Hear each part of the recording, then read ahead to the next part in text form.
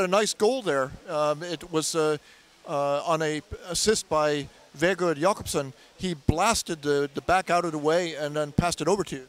Yeah, it was nice play, I think.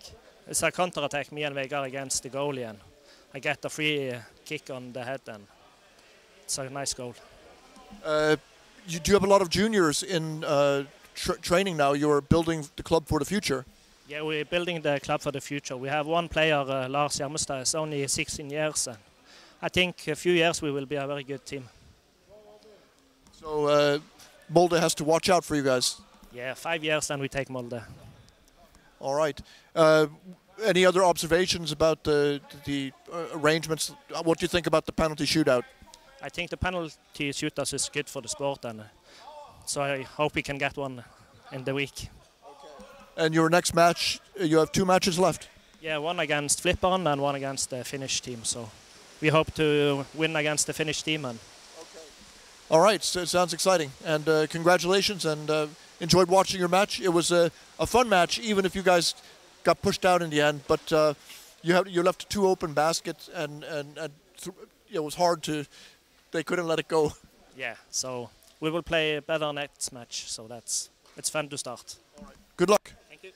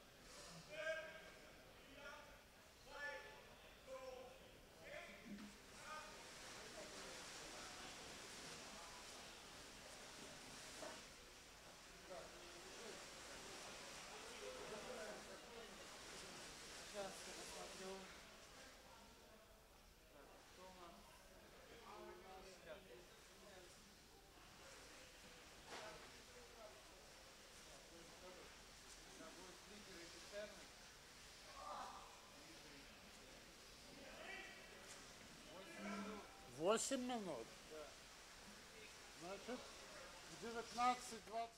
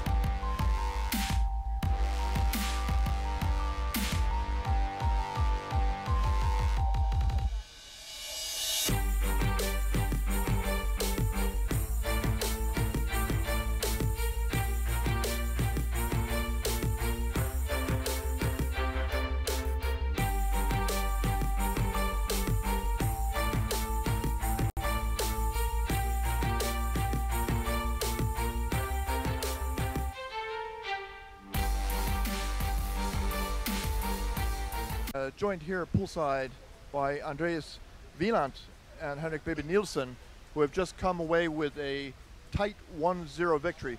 Now, I have to say that in the beginning it looked like you were really dominating them, but they started fighting harder and harder, and it got a little bit dicey at the end there. Yeah, I got a little bit more dirty play. A lot more free throw, a lot more breaks. So I think in the first half we managed to put a lot of pressure on them. In the second half, because there was a lot of breaks all the time, they got some more breath, and they managed to get into the game somehow. And you shouldn't have guys should have scored another goal to stop that. Yeah, of course. We wanted to score more goals all the time. All right, but you have scored 3 goals today, so you must be at the top of the table. I don't know about that, but I think it was a very good team effort to make these goals. It's due to a lot of pressure all the time, and then it's just a good opening. But it must feel good. Henrik, you played with another team before. You played with Beta, and now you switched over to Tut-Sooner. Can you compare the style or the difference? What's the difference here for you? Well, it's more Scandinavian. The better team was 50% Finnish, 50% Russian, and they like to fight in the surface a lot and hold on to the ball and would rather fight and wear the opponent out. Here we are swimming a lot more and a lot more passes. For me personally, it suits my playing style a lot better, that you have to let the ball do all the work instead of fighting your way all the way across the field and getting into the offensive territory. So this must also feel really great for you guys that you won the qualification tournament cup, and now you've gotten here and proved it was no fluke. Your first match today was against Molde, right? And they're a tough team. How would you compare these 2 matches, the feelings that you played 2 important matches in one day?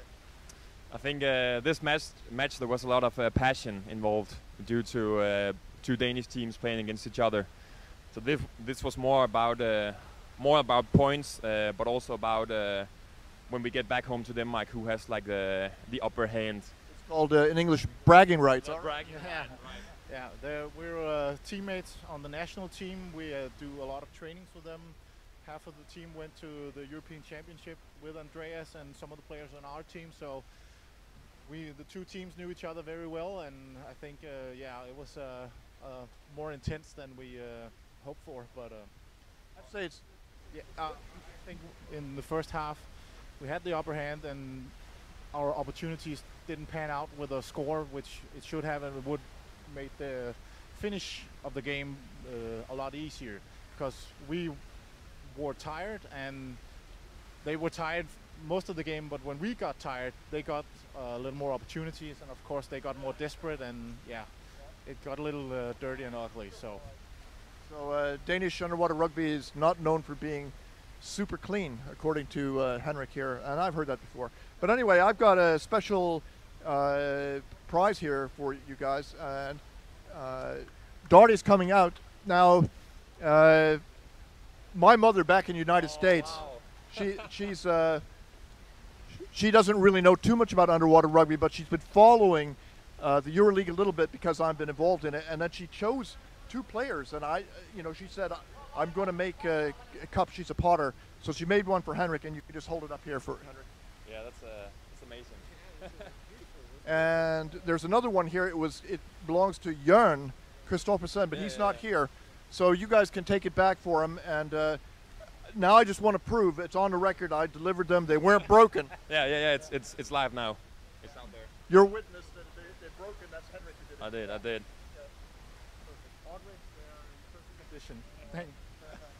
All right, thank you very much, and good luck with the rest of tomorrow you play Molde. And we watched the game against Flipper earlier, and I think we have a good opportunity to knock them off. We had a tough schedule this weekend, number 1, 2, and 3 from last year's tournament, and so far we've beaten number 2 and 3, so let's beat number 1 as well. Agree. You played some of those younger guys in Molde in international competition in junior U21. Yeah, I remember some of them. I think Ivar's little brother played against him, and Barston, I think once. But they're a very, very good team, and then they have some good youth players. It's important as well. All right. Thanks very much and good luck.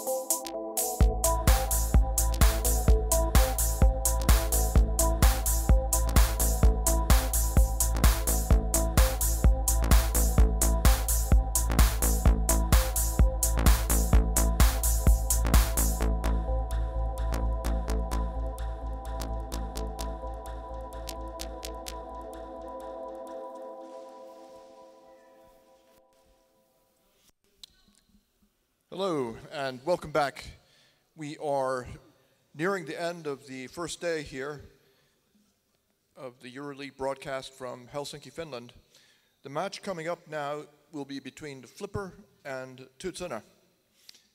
Flipper has a long history in the league. They have played 49 games. 49 games, that's the maximum. That means they've been competing for the entire 6 seasons. And of those 49 games, they won 19, they drew 8, and they lost 22. They scored 100 goals, and they surrendered 169, giving them a goal differential of a negative 69. Tut-Sooner hasn't been in the league nearly as long. They've played a total of just 12 games. That was in one season. They won 11 of them, and they drew 1 and lost none. So they were champions in their first year last year. They played some qualification matches as well. They scored 38 goals and surrendered 3. And that's a positive goal difference of 35 goals. The two teams have met before. They're both from Denmark, so they've met on other occasions beyond the Euroleague, but it went 1-0 in favor of Flipper. Can that be right?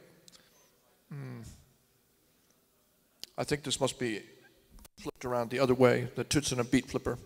And that was, yes, Krefeld, 4th of November 2017. Tut-Sooner beat Flipper 0-1. So, next up, we're going to introduce the two teams.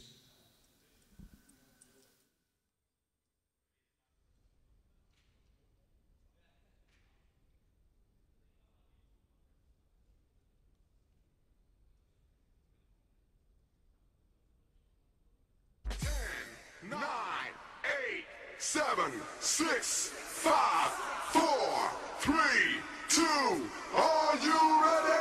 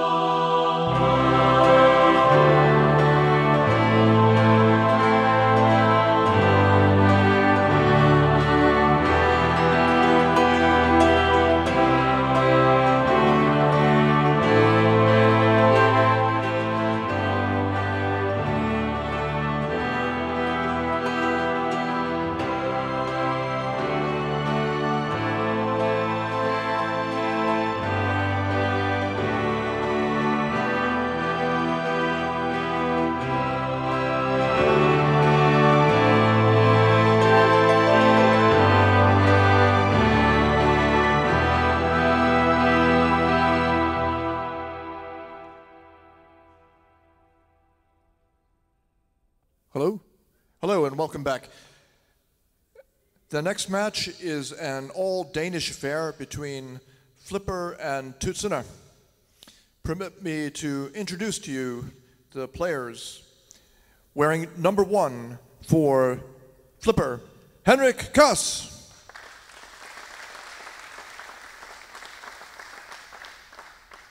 Number 2, Simon Schaefer.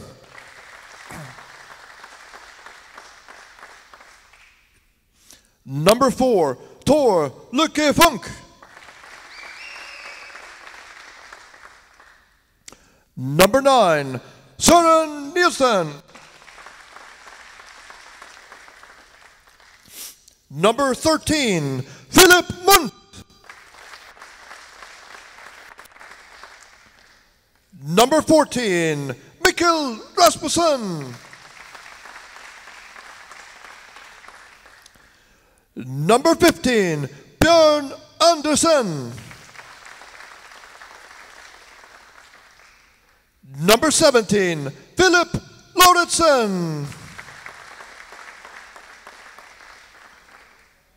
Number 21, Jonas Funk Poulsen. Number 23, Richard Yado Grove. Number 25, Sigurd Grebe Dietrichson. Number 39, Jørn Kristoffersen. And in reserve, number 12, Mikael Krag, and number 71, Claude Larsen.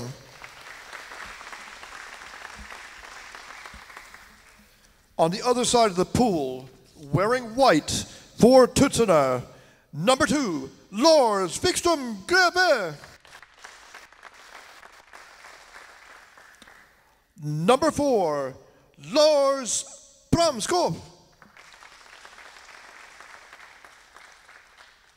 Number 5, Martin Run. Number 6, Jørn Hansen. Number 7, Kim Tonsberg Christensen. Number 9, Jakob Nedergaard. Number 10, Henrik Bebbe Nielsen. Number 12, Søren Juel Brun. Number 13, Sven Erik Andersen. Number 14, Mats Jakobsen. Number 15, Peder Pulsholm. Number 18, Lau Schultz. And in reserve, number 1, Nikolai Mossing Madsen. Number 3, David Ladegård. And number 8, Bonja Hertz Pedersen. The team is coached by Lars Wikström Greve and Mads Jakobsen.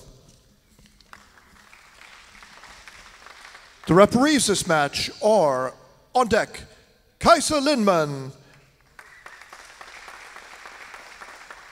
And in the water, Rafael Tito de Moras and Janne Lindell.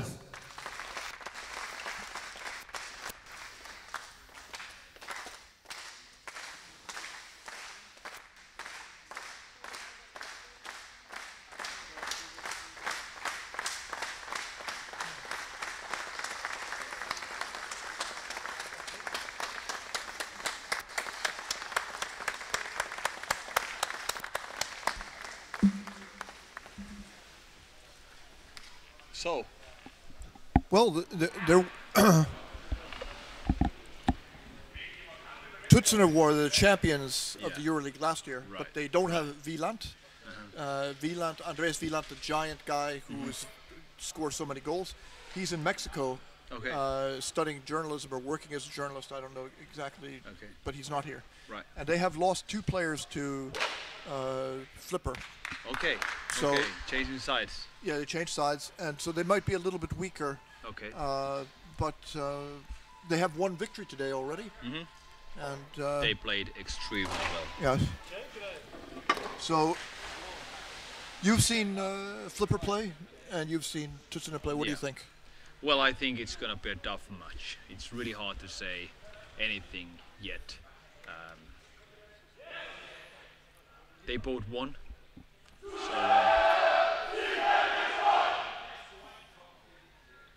it's hard to say. It's gonna be really interesting. I was looking at the teams waiting to be introduced there, and I was watching, the physics of the guys. Really fit athlete guys on both sides. I think it's gonna be a high quality on the game. Seem to be quite experienced. Yeah. So a lot of players with years of experience. A lot of these guys have been around since the very beginning of the Euroleague, and there are more than 1 national team player here. So Yeah. people say that the Tut-Sooner is the national team minus Flipper. Okay. And so okay. if So they it lost tells- 2 players back yeah. to Flipper, but Right.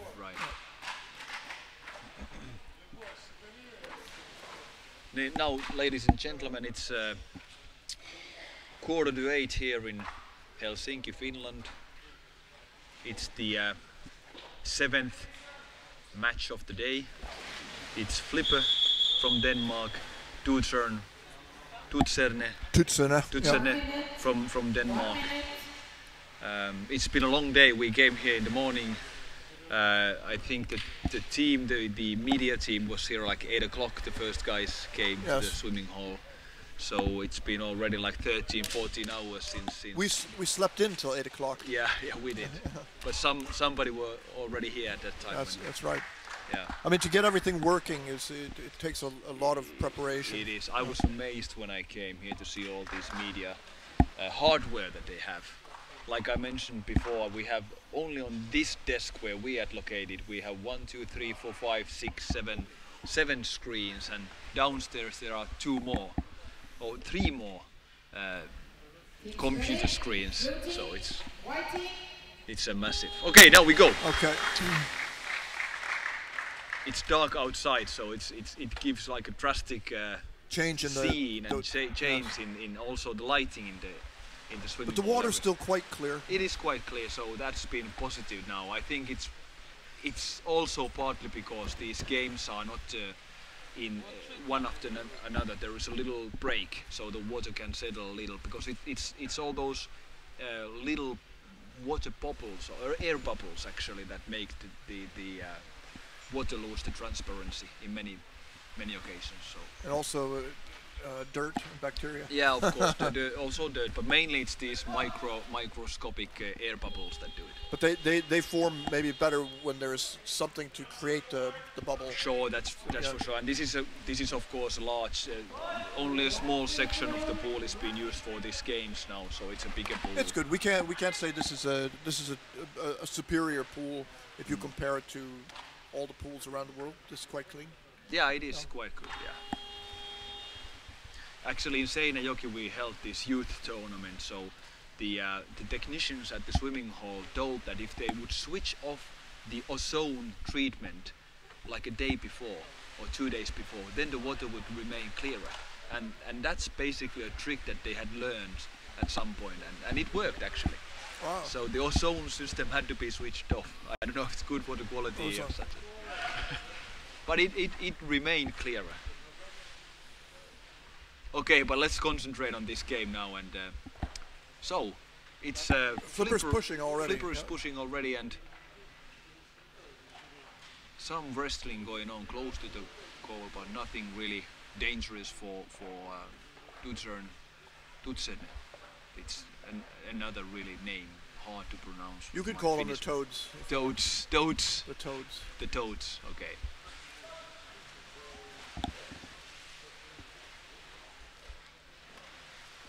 Okay, so that was a good move. Tut-Sooner is often quite a fast break there, but he was covered. Yeah. And he threw the ball away.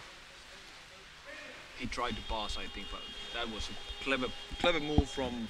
They should get the ball back now, I think. Yeah, they will get the ball. With a white free throw, playing outside area. White free throw, playing outside. White free throw. Out of bounds, we say in English. Out of bounds. Not outside the area. No.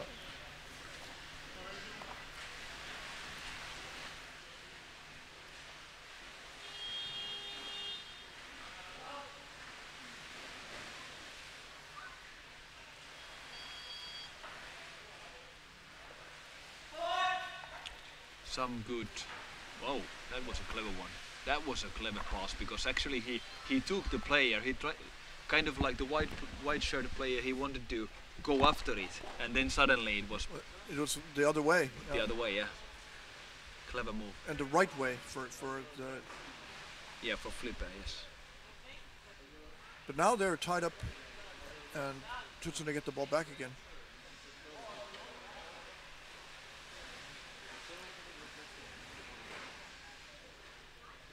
Now we've been 1 minute in the mid-pool, in the mid-water, so let's see if either of the team is able to go to the closer to the goal.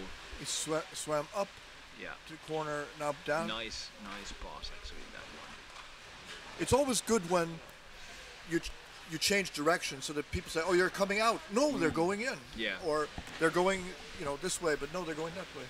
If you're fooled as a viewer, then it could also be deceiving for the players on the other team that's right, as well. That's right. The Flipper defense is well organized. Until now, they have had no worries. You can see the back lying close to the wall. He doesn't want anybody to swim under him along the side. The Dutch player cleverly waited a while before passing.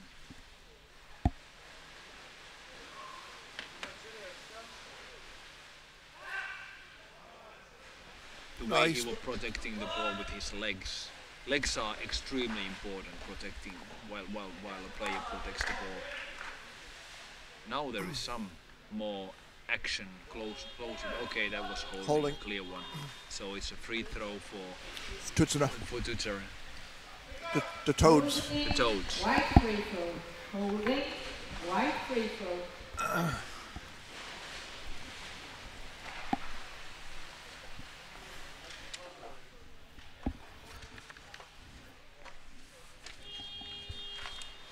Pass straight back, and then this is one technique to pass to the back who starts the free throw, and then pass back to the back, and they can pass down. Right. Again, it seems that they have the defense well organized. And well, that was a well played, a good tackle, and then he's off. Now is there any teammates passing? Difficult position in the mid-pool, but was able to pass the ball, and there was a good position now for one of the forwards on the other side. But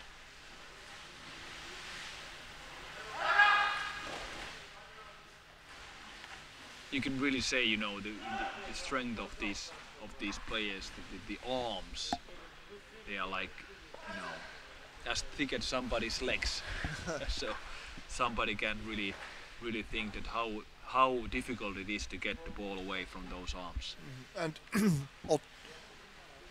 alternately, if somebody that strong wants to take the ball away from you, if you're just an average club player, they will just rip it away. I mean, you won't be able to looking at my chicken feet here.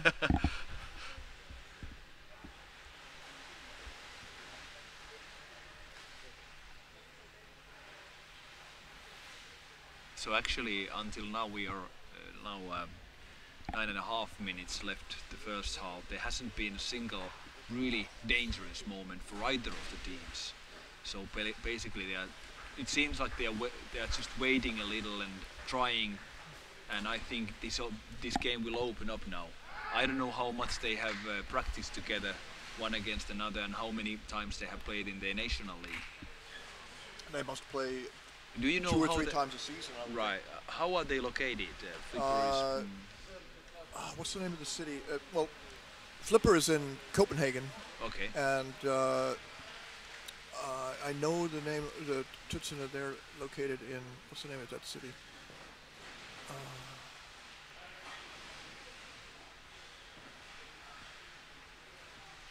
I will look it up. I don't want to just Yeah. say yeah, sure. it's not Aarhus. What is it?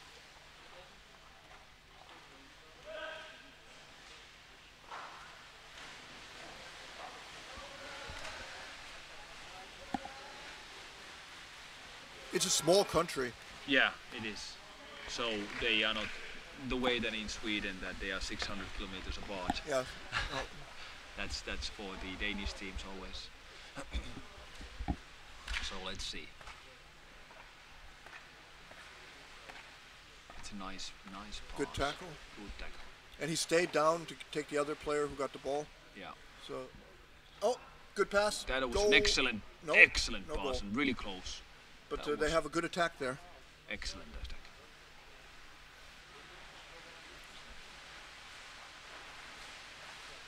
They're going to drive it out of bounds.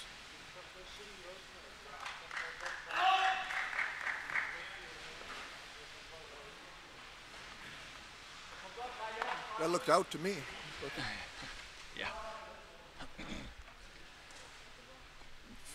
Quite well organized defense. Whenever the flipper players come closer to the goal, there are from white teams guys show up.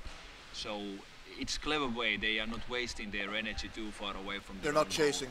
Not chasing too far away. That's right. Maybe that's a clever way. Depends, of course, on that tactics. And now it seems that they have taken a little bit more conservative approach. They are not really trying to chase far away, at least at this moment. So I think this game now needs 1 goal. So I think then we could see some more. Of course, this is a good quality underwater rugby, but it seems that there is no now risk taking. So must say it's a little boring now.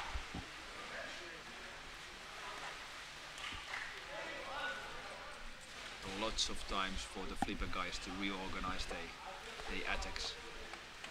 Coming in from above now. And for some reason, Tut-Sooner seems not be able to take the Oh, ball. now they got a Now chance. there is an excellent opportunity, and is he able to They pass had the still? back. They had the goalies back. Yes.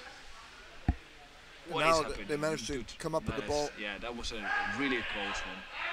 It's certainly clear that Tut-Sooner is not on the driver's seat.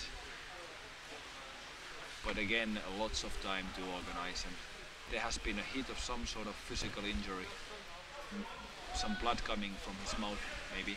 He has hit his lips, perhaps. Well, now he is already up in his leg, so nothing really serious. Maybe some little scratch. Well, that's happening every now and then. Yeah, you get kicked in the face even by your own teammates sometimes. Yeah, sure.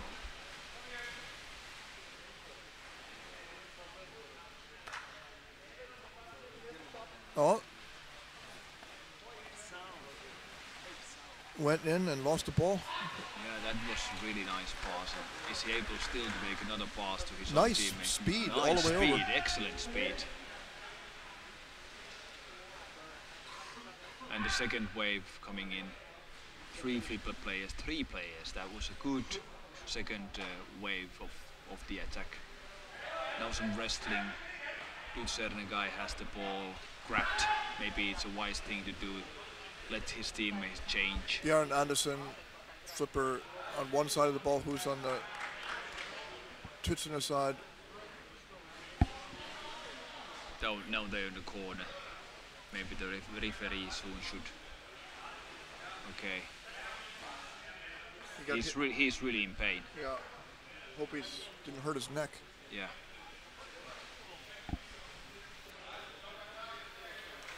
Great pass. But again, the defense for the flipper is well organized.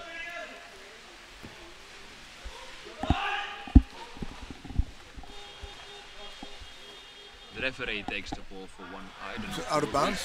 Out of bounds.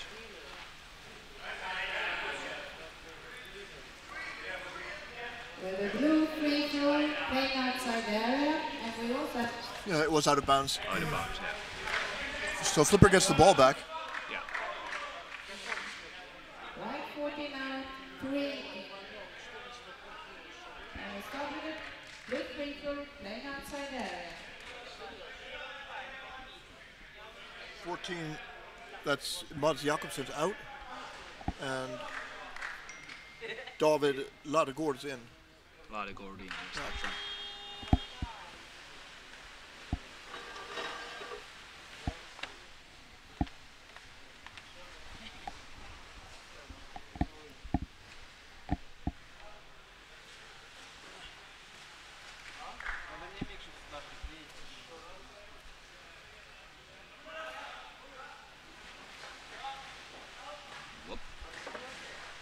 Over to the right side.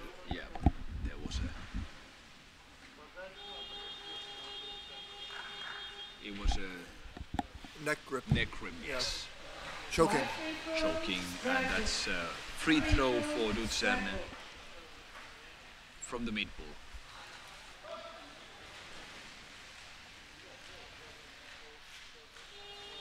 Here we go. We have one exciting match left. Yes. Today, Malchen and Molde. Yeah, it will be really interesting.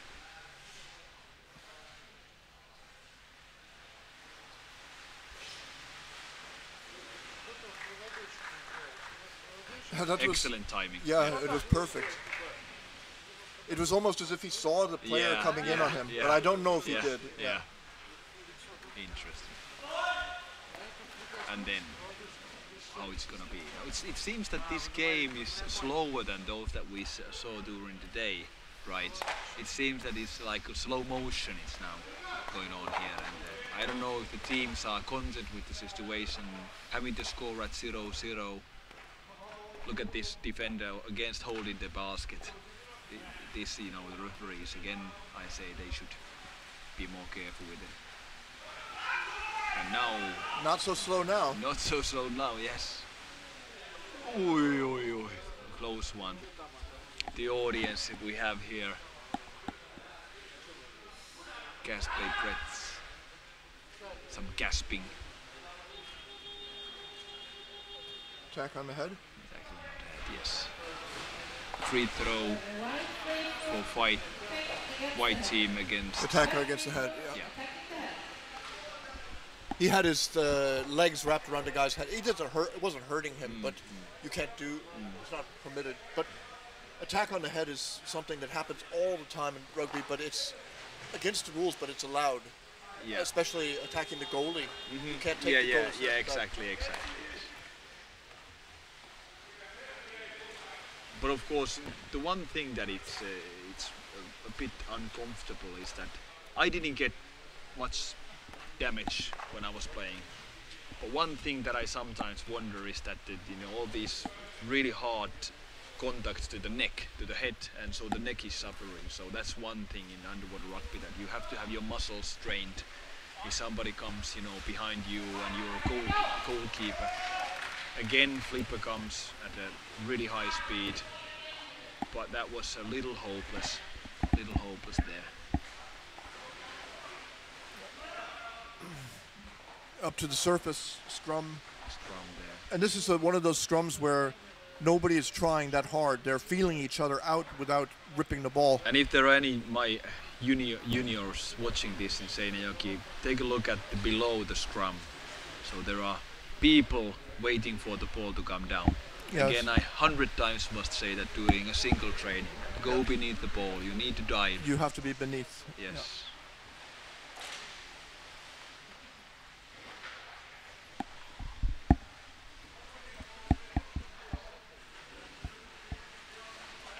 Oh, Tut-Sooner's giving up the ball, and Flipper is going to.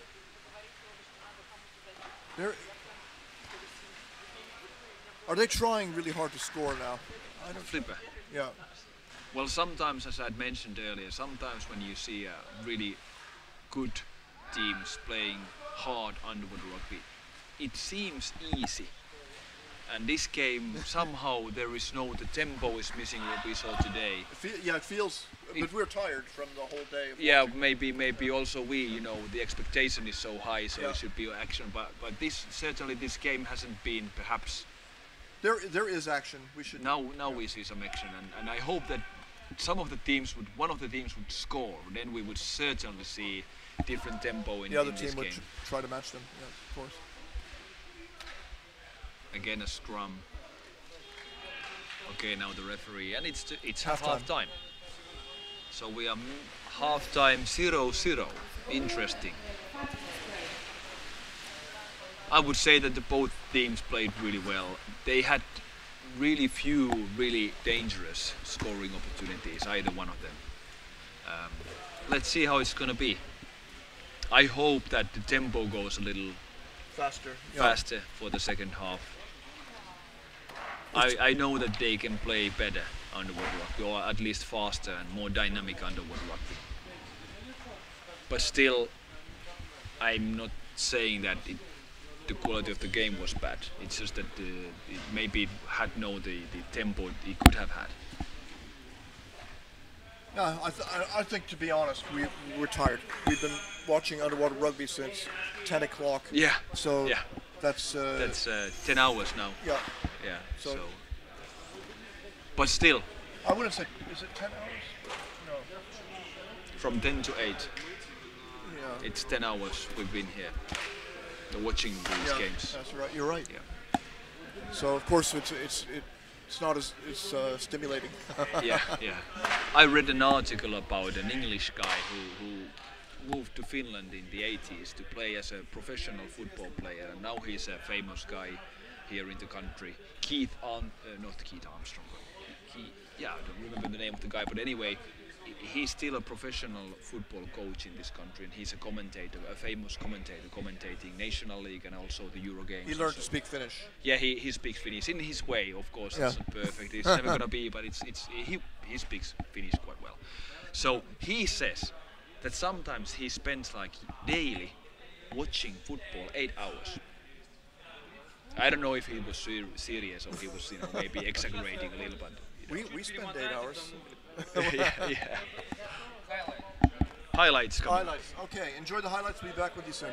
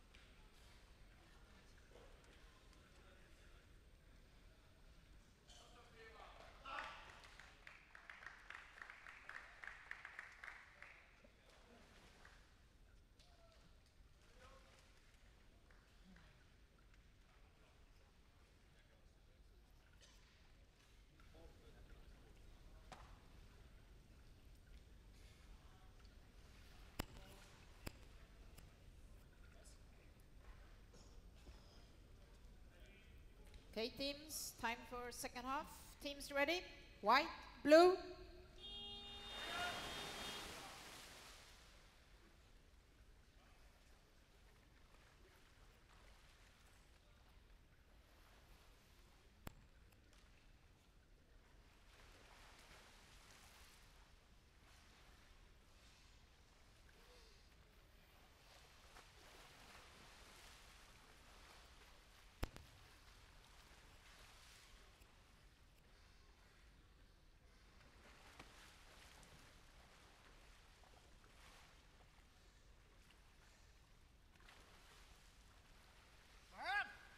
Okay. Action is back. The commentators had to seek for some food.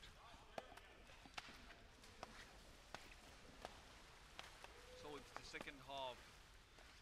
Flipper against Tut-Sooner.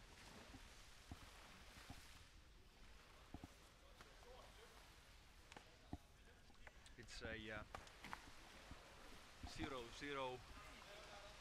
The tempo perhaps was a little slow.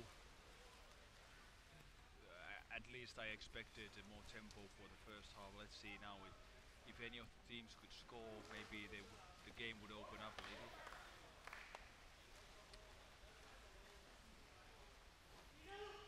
Here in Helsinki, Pirkkola, it's been a 10-hour since the first match started, so it's been a long day.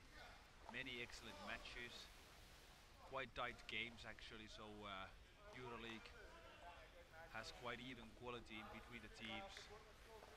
Now the ball is in the corner. On the flipper section, let's see what Tut-Sooner, if they are able to create some sort of an attack out of this. They seem to stick to the corner. Now coming towards the middle of the pool. Now an attack. Quite, how would I say it? Quite desperate one actually. The guy who made the needed contact to the defenders, but he could have waited for a better moment, or they could have gone together more aggressively.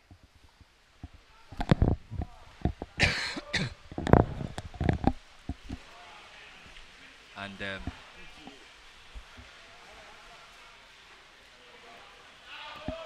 12 minutes left.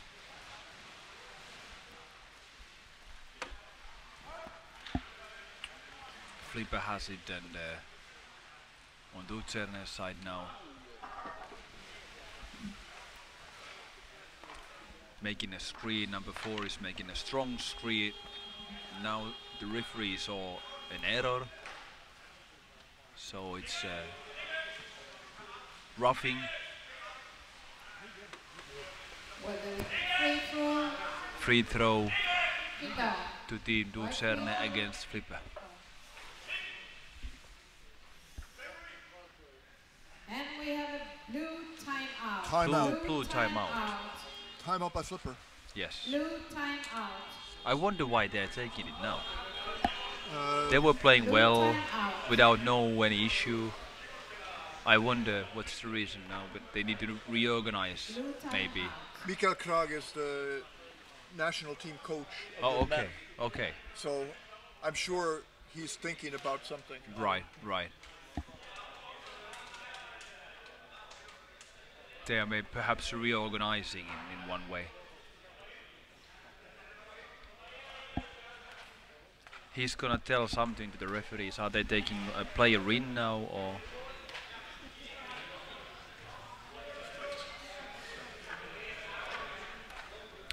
These guys are tired. Yeah. Number one out. 1 out. 71 in. 71 in. So Claude Larsen is in and Henrik Kaas is out. Yeah, Henrik Kaas out, Claude Larsen in for Flipper. So that was perhaps the reason they needed to reorganize and they wanted to take a player in.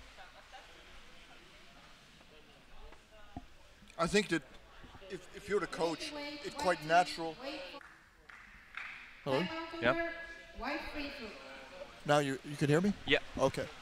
I think it's quite natural that if you're a coach, you're going to be thinking about okay, I have an older player, I tell him to go all out for half. Yeah. And, or you decide, okay, now they're getting tired, I'm going to change them.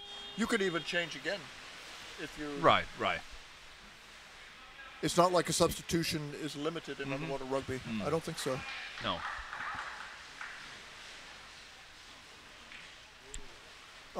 He had a chance. He had a dropped the chance, ball. yeah. But he's got his teammate there. He wants to get the ball there. Hell of a rustle now over the goal. The ball comes loose. They're away.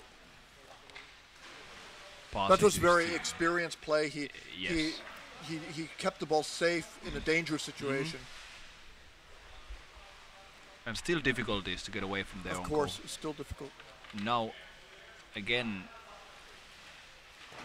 a try, but the ball came loose. Now they retreat. Up take some air, take some air, and then go again. Now one of the flipper guys is swimming back. It takes a well over 5 seconds to get back, and then a new guy comes in from the changing bench. It was number 9 who came in now from the flipper, so it's Soren Niels. A fresh player can be very difficult, because if they come in and they got a good rest, they can go and do things the other players can't do anymore. Exactly.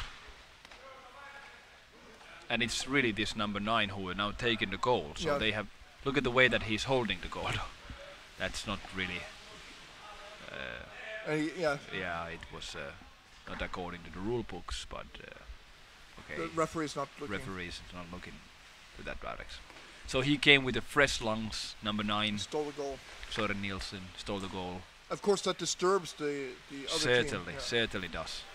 But now they've got the ball. Tut-Sooner, and up to the surface, it's a good way to get a little time. He needs to find teammate below, but he's tied up 3 against 1.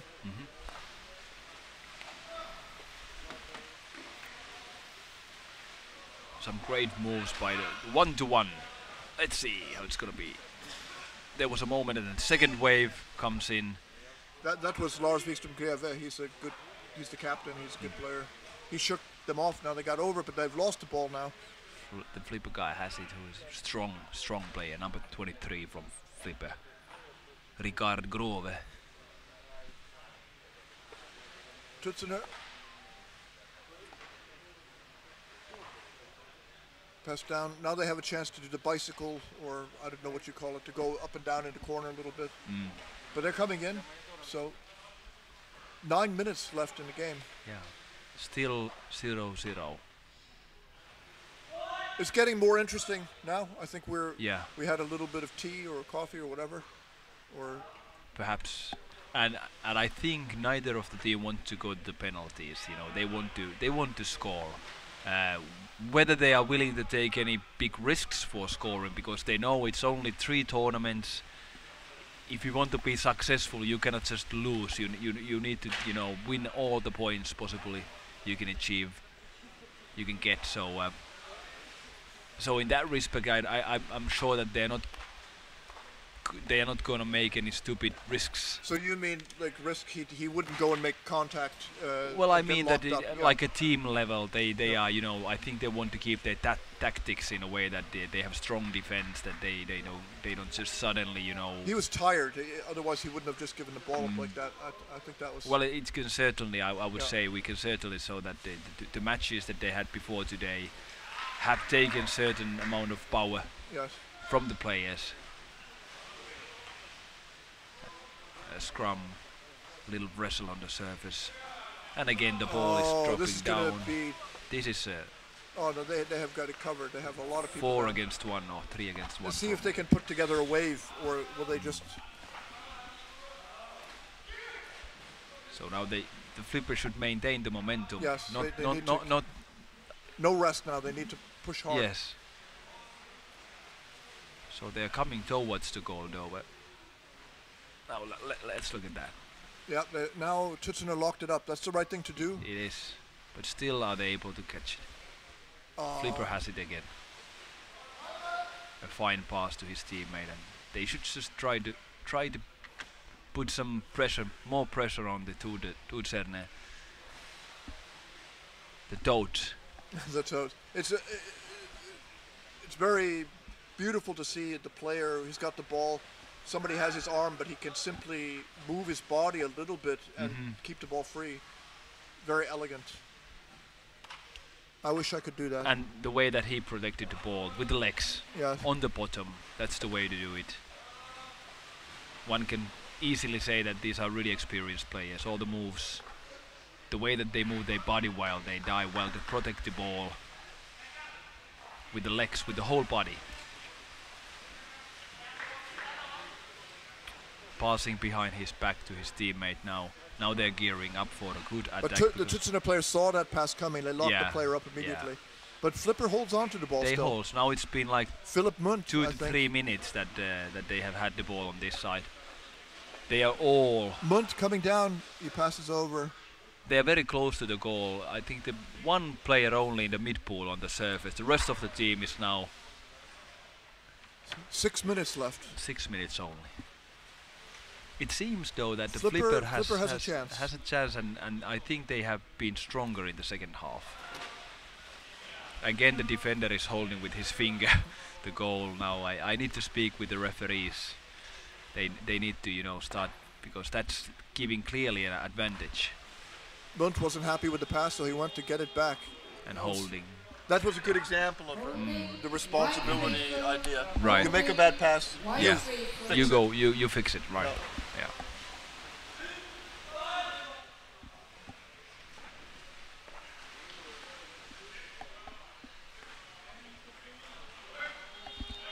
Okay. Free throw for Tut-Sooner.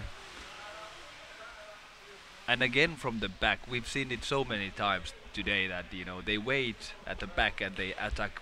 After they have given the free throw, somebody comes from behind. Yes, to try to sneak up. Yeah. Wow, this very tiring to be ripping the ball away like that.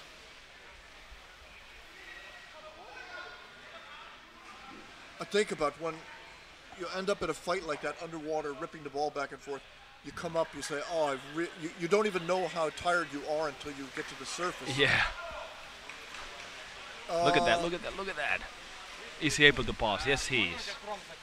A contact to the goalie, but then a defender comes in, and what has happened now?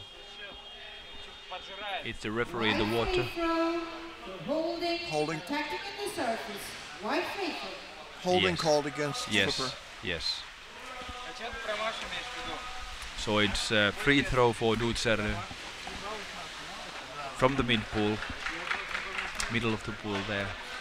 The referee correctly showing from where to take it. Well, it could be a shootout in the end here. Well, it could be. We're close to it. I think we are less than 5 minutes in the game, so.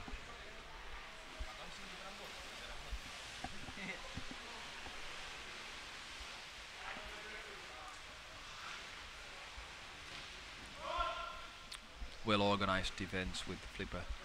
They've got a player by the basket there. That is like yeah, there was one player now making a screen. He has been there for a good while already, like more than half a minute in his position. But that was worthless because now Flipper has it and they are coming after it. But excellent save from this Tut-Sooner. He could prevent from. Yeah, he slowed them down. Yes, he slowed them down in the way. In Finnish, that's called myötäkarvaaminen. Myötäkarvaaminen. Myötäkarvaaminen, yes. Oh, that was threatening. It was, certainly was. Now that I think one guy is having problems with his mask straps. A fake pass, excellent one actually. Good. Yes, that's Munt. He's fighting. He's a big guy. Yeah. Now there are so many legs and arms around. What's gonna happen now? The goalie can change. Munt's brother got a silver medal in the Olympics. Really? Yeah, I think so. Cycling. Yeah. Cycling, right. Yeah. It's a horrible sport. I never liked the sports where you have to do it. Underwater rugby, it's just you have to give you all the energy. So there has been really some contact on the mask because I could see the mask lining when the blood was running out from where you typically have the silicone of the masks. So, well, nothing serious. This is something that's normal in the underwater rugby.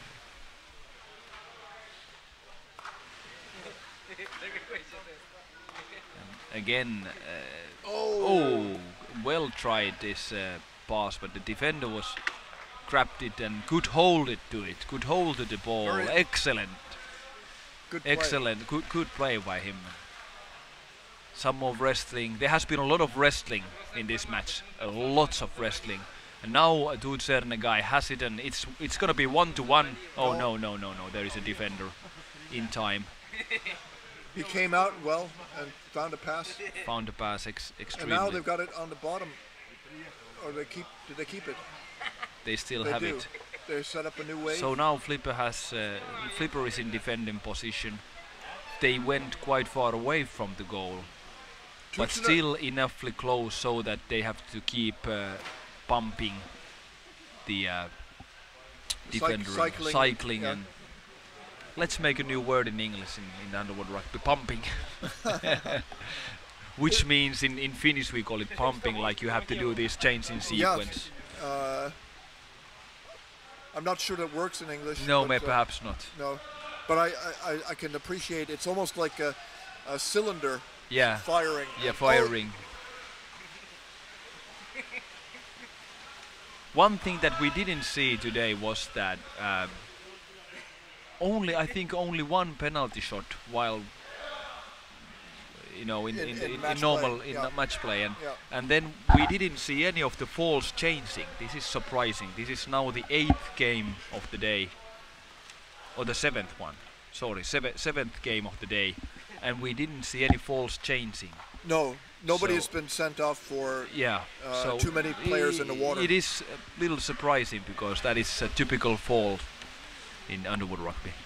Well, you're not supposed to make that mistake, but it happens. Yeah, it happens. Yeah. I think there was one actually. If you think back, somebody left through, dived in. Yeah, that was right. They came out from the changing area. That's right. That's right. Yeah.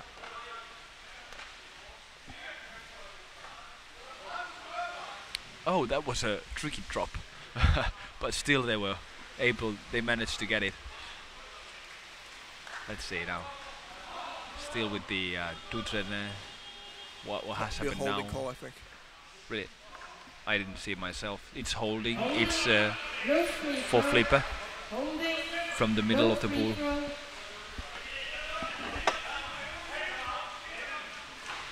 And we are 25 seconds away from the final whistle, and then it's gonna be shootouts. Yes. So now I think it's interesting. They are asking the timeout. Some of the players are showing the signal that they should have a timeout. The Tut-Sooner guys, well, they are gonna play it, right? So we can tell you something about the penalty shootouts that we learned today. It's a relatively new rule. If you win a game, you get 3 points. If you win a game in penalty shootouts, you get 2. And if you lose a game in penalty shootout, you get 1. If you lose a game in regular time, you get 0. Yeah, I think it's an excellent rule. Yeah. And that's it. We are the penalty shootout, and it's gonna be 5 minutes break. 3 names. Referee is calling for 3 names from each team for the penalty shot. And I think after 3, if it's still even, then they go 1 by 1 until it's the decisive. That forces everybody to perform. Yeah, surely does.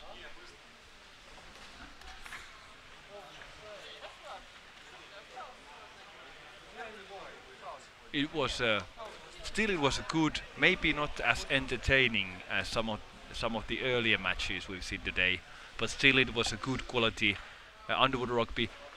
One thing I must mention, that neither team had like excellent opportunity to score.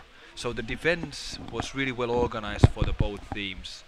The forwards went in and they locked up the attacking players. Yeah, so, both teams needed to put together some more dynamic play around the goal.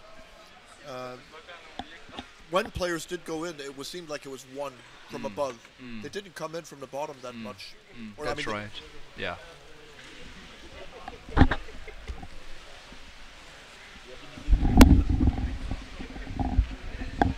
Well, there are 3 players sitting.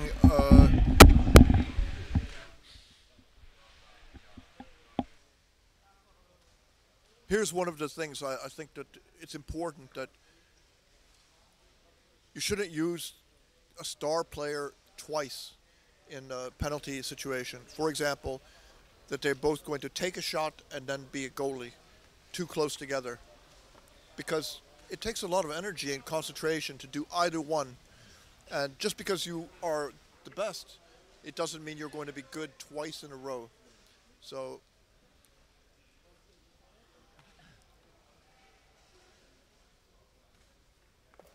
they're doing a deep breathing.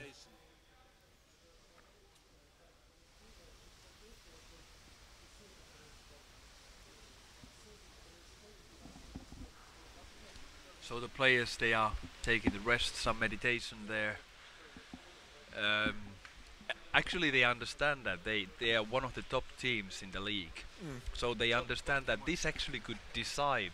This could be a decisive for the season, for the whole season. Yeah. Who knows? So and they know it.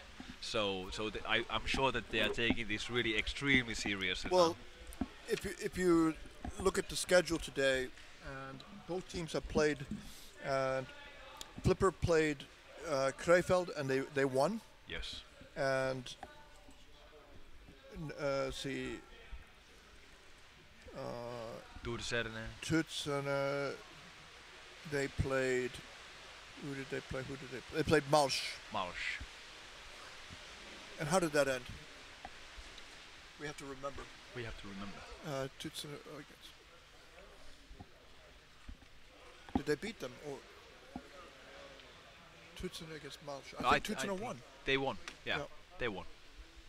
So both of the teams have won today. So it will be very interesting to see this next match because Malsch really want to win, I think.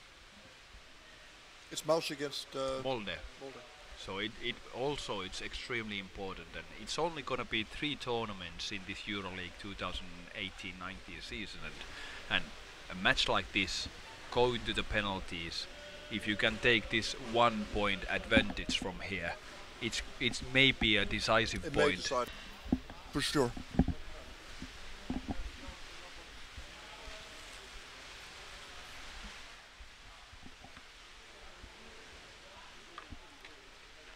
Now's the time to concentrate. And, I mean, we have seen the penalty shot taker drop the ball. We have seen that, yes. Yeah. And one mistake that can be made is to go too far away from the basket. Right. Also, we saw something interesting today. Somebody get pushed out, but then later was called that the ball was out of the water. Yes. Yeah. That was a close one. I can see that you can call either way because the ball actually, in a way, because it's held by the person. Right. There isn't a lot of space there, but okay. That's right. Yeah. It was out of the water, but not dry at all. Yeah.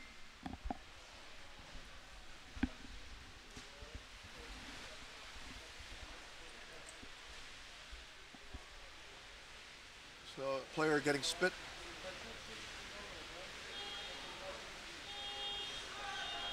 So now the 5 minutes has gone and it's time to penalty shoots in the game. Flipper in blue, Tut-Sooner in white. This may be a decisive moment for the whole league. This is extremely important point. So just repeating what Davros said earlier, if it goes to the shootout, the team that wins in the shootout will take home 2 points, and the one that loses it is gonna take 1 point. So either of the team will take 2 points now from this, and the other one won. Both teams, they won their earlier games. So It's a good way to make to get rid of the tie, but to share the right. points in a fair way. And I think for the audience this is interesting to see these penalties. They are really interesting and really visual because it's 1-to-1. And it's not one kick like in football. It's like half a second and it's over. Here you can have 45 seconds. Number 2. Simon Schaefer. Simon Schaefer against number 18. Lau Scholz. He's got his leg, but Scholz is staying close enough to the basket. And he got the ball. Yes, he got it. He got it. An excellent save from the goalie. That's it. No goal. No goal. Number 18 from Tut-Sooner, Lau Scholz. Sorry for pronunciation. These Danish names are killing me sometimes, but it was excellent save from him. He's saying that he was grabbed by his cap. They want to have the video check on that. We have a video challenge. Yeah. For attacking Well, that's the definitely worth. Video challenge for attacking How is the rule for these video challenges? Can you have multiple video challenges, or is there any limitation? I think it should be that the video challenge only covers the subject that you raise the challenge for. They cannot discover something completely different. You cannot just challenge and say, look at the film and see if there's anything. You have to say what you want. Right. So they're gonna check it, the video. Okay. Maybe he kicked him in the head? No, I didn't see anything really there. Not at least yet.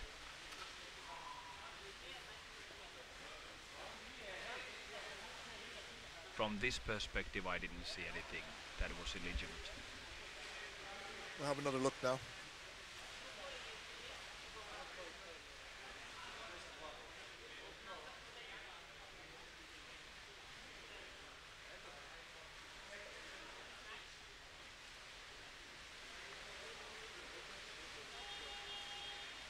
So the referees are ready for the decision or not. They're still watching at the screens.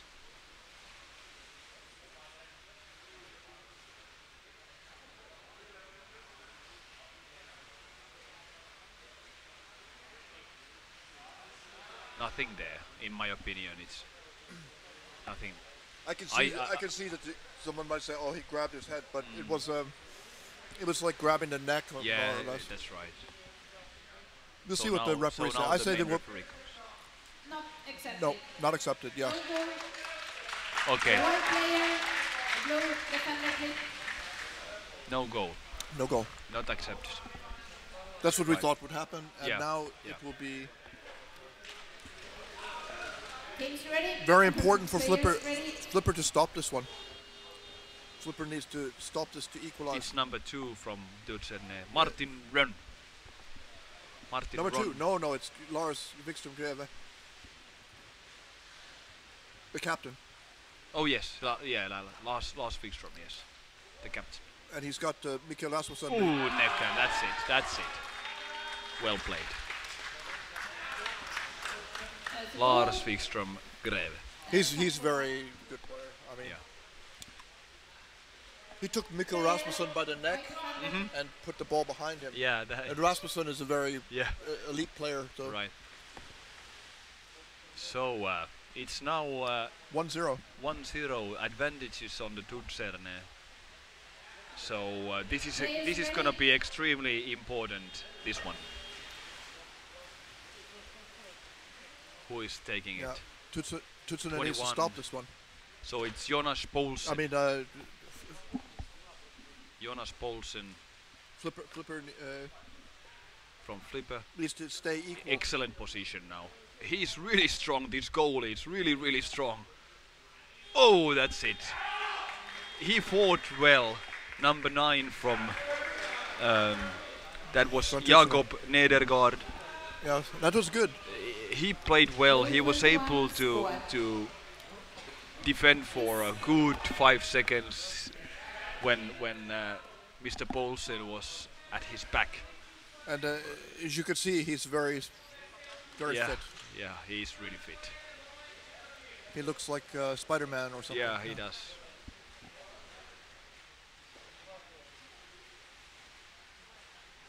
Okay.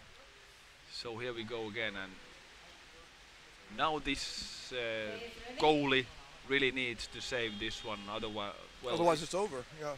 Is it really? No, they have one more. One they more. have more chance. One yeah. more chance. Yeah. Or it's 3 times. This is. This is the second one, isn't it? Or third already.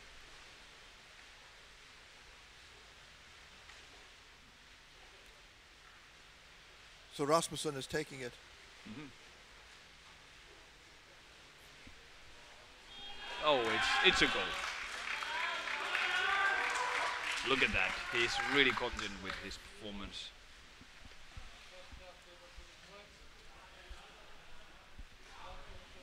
So yeah, Tut-Sooner has 2 of 2 flippers. So there's one more chance for. Yes. But that was what I was talking about. That you have your best player. Yeah. But I think he cannot fail now. He has to score. Yeah. And then if the defensive is successful, then they have a chance still. But he has to score now. Yeah. It's gonna be number 4 from Flipper.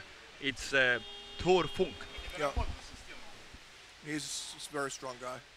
I like his last name, Funk. Yeah. Funky guy. Oh, whoa, whoa, whoa, whoa, whoa, whoa, whoa, whoa, whoa, whoa, whoa, and that's it. That's it. He makes it. So it's up to the goalie of the last shot now, whether he's gonna save it or not. It's gonna be a huge responsibility for the Flippers goal. I mean, goalkeeper. what, is that guy strong or what? He's strong. Yeah. Yeah. So we have a Flippers goalkeeper. I think it's Jörn Kristoffersen. He's very experienced. And then 18. So Lau Shod is gonna take it. He's coming in from above. From above. He's got to take. Oh, he got kicked. Is it 19 or 39? Flipper. Yeah. 39. So it is Jörn Kristoffersen. He's very experienced. The first time we see that someone goes for more air. Oh, that was quite a contact, but still it's legitimate. Whoa! Whoa! And that's it. So the Tut-Sooner has taken its 2 points home. Wow. That was a fair one. It was an interesting penalty. He was. He was kicking quite hard. He was kicking quite hard. Yeah. But I think at this level they accept. Yeah. This level you must accept this, soft contacts, and it was on the borderline, I would say. So it was an interesting ending to this game. Tut-Sooner has taken 2 points home. Flipper has 1 point from this game. The last match is going to be Molde from Germany against Molde from Norway. It's going to start in 20 minutes from now, so 9 o'clock in the Finnish time and 8 o'clock in the Central European time. And Molde lost their first game of the day, so yeah, they really want to get on the board. And Molde won. Molde won. It was a great performance from Molde, so I would say that they are perhaps a little. It's gonna be a tough match, but I would say that Molde is stronger of these 2 teams. I'm not sure, but it's a good style contrast. 2 different styles. Right, of play. certainly, yes. And the first Molde game, it had so much speed. Yeah. The speed was amazing. The way that they passed the ball. Molde played well, no doubts about it. Even they lost. Okay. Do you think we should have an interview? Yeah, why not? Yeah, maybe an interview also by I'll Davril. get Lars Greve.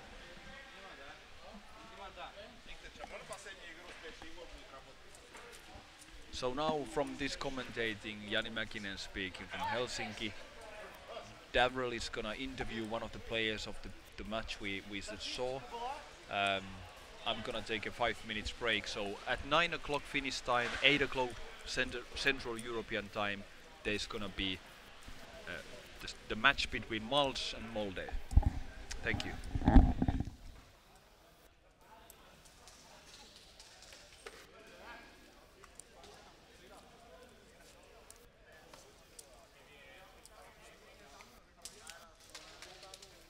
Tough.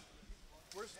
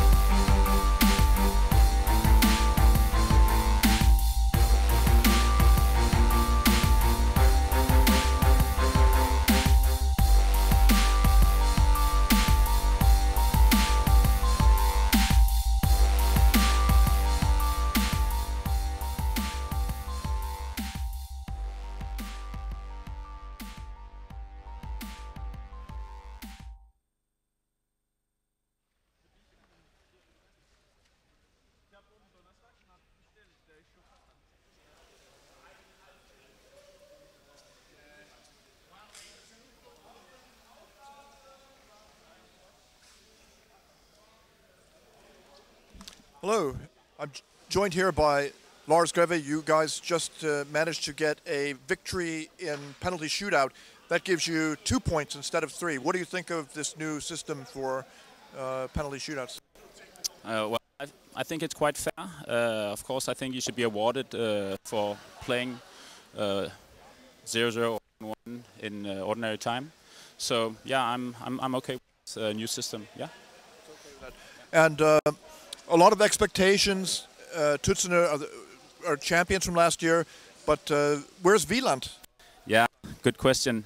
He's playing in Mexico, some kind of. Oh, he's not playing, but he's studying over there. His journalist studies. So yeah, we'll be missing him. We're missing him right now, but at the same time, we're doing quite well actually. We just won 2 matches, only 5 points, but yeah, we can be satisfied. Will he be back in time for any part of the season? Yes, for the next 2 rounds, so be ready. Okay, that's good. And then somebody told me that you lost 2 players to Flipper. Who were they? Yes, that's true. Jonas Funk and Björn. They both left their team from Amager to the team from Flipper. So yeah, so that's their choice. And of course, then they had to play with the Euroleague team for Flipper. So yeah, of course we're missing them too. But that would especially be in the large pools, because those two guys are good swimmers. So luckily we could recruit some older players, but really routine players. Couldn't keep them because of a salary cap regulation. Yeah, exactly. So, yeah.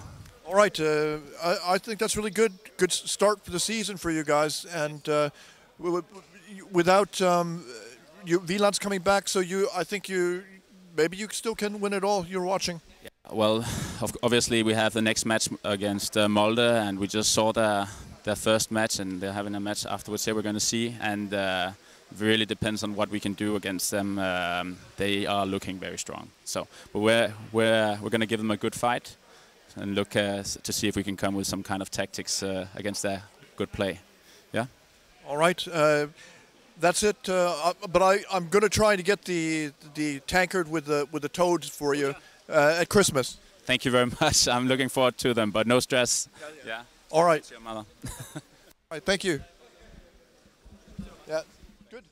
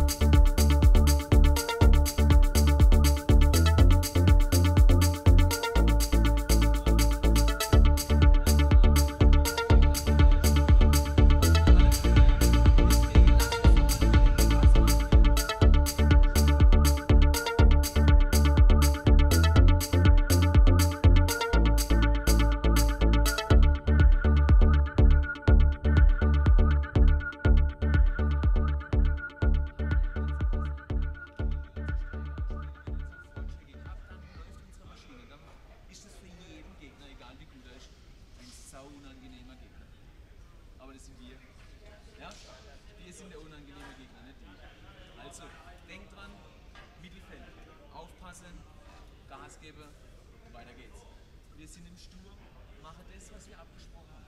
Wir greifen nicht ganz unten an, wir greifen nicht ganz oben an, sondern die Schnittstelle. Wenn ihr merkt, euer erster Angriff landet irgendwo an der Flosse, Verteidigerflosse zu tief, Torflosse zu weit oben, ja? Schnittstelle, Schnittstelle. Tankt euch da rein, beißt auf die Schnorchel und macht die Aktion. Macht die Aktion für euren Partner. Ja? Und der kommt und haut das Ding rein. Wir müssen da egoistischer werden, beziehungsweise nicht egoistischer werden, sondern noch mehr fürs Team arbeiten. Wir müssen unsere Stärke ausspielen. Und die Hammer. Die Hammer. Jeder kommt ans Tor ran, kann die Lücke reißen, kommt der nächste, kann sie reinhauen. Ja?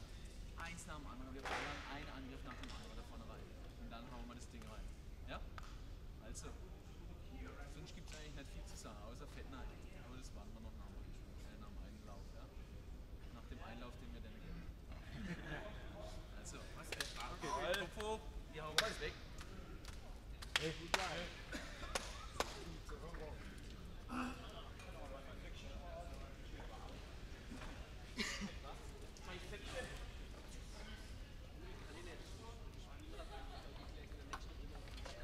Wir haben die Bälle vorhin nicht verloren.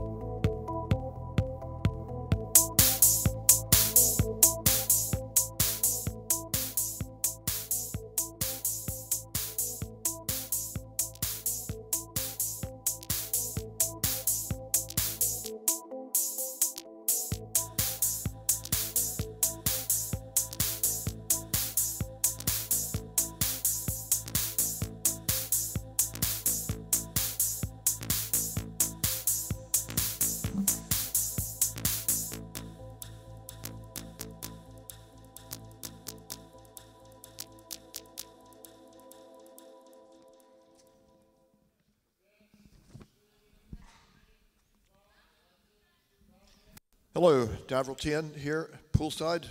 You are tuned into the Euroleague being broadcast live from Helsinki, Finland, and we've come to the last match of the first day here. It's between Molde and Molde. So this should be very interesting, clash of style. And Tut-Sooner Molde has a long history inside of the, pardon me, Molde has a long history inside of the Euroleague. They've played since the very beginning a total of 48 games, and they have won 39 of these games. They were champions 5 years in a row, and they had only 3 draws and 6 losses total. So it's an extremely positive result, as you can imagine from the statistic about the goals. They have racked up 452 goals, allowing their opponents only 60. That's a positive differential of 392. Think about that. Molde has only played 1 season in the Euroleague. They had 15 games, and they had won 10 of them, drew 2, and lost 3. And they scored 31 goals and allowed 15 goals, giving them a positive differential of 16. The 2 teams have met just 1 time, and that was in Tampere in April 2017. And Molde came out on top, and it was 0-4 in favor of Molde. And I remember that game very well because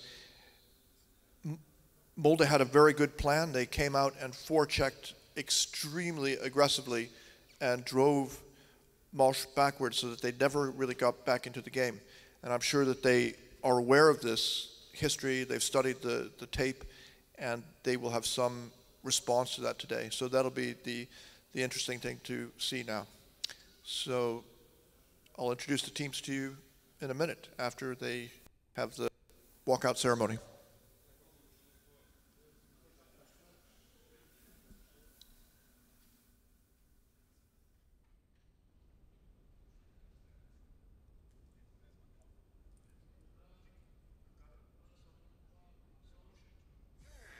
Nine, 8, 7, 6, 5, 4, 3, 2, are you ready?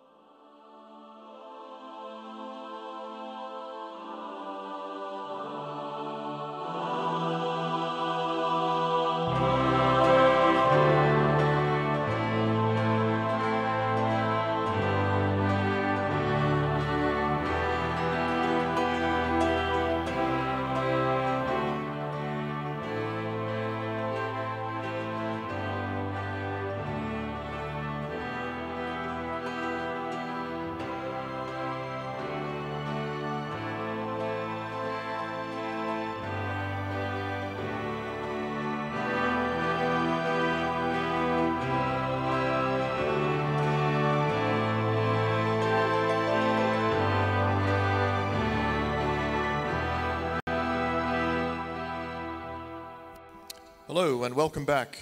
Before we start the last match of the day, may I present the players to you. In blue for Malsch, wearing number 2, Sascha Buchner. Number 4, Martin Schottmüller. Number 5, Jens Dingel. Number 6, Georg Dorninger. Number 10, Jochen Schottmüller. Number 11, Mikael Wiesel. Number 12, Johannes Wiesel. Number 13, Christian Staubach. Number 14, Christian Provold. Number 15, Alexander Wicht. Number 23, Colin Lively. Number 24, Matthias Otten. And in reserve, wearing number 3, Marcel Schultz, and number 42, Fabian Vadeli. The coaches are Jochen and Martin Schottmüller.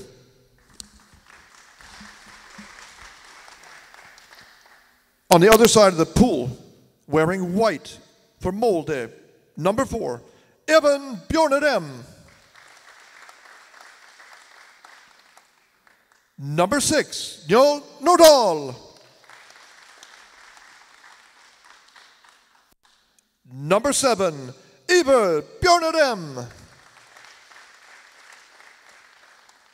Number 8, Oyvind Nyhus.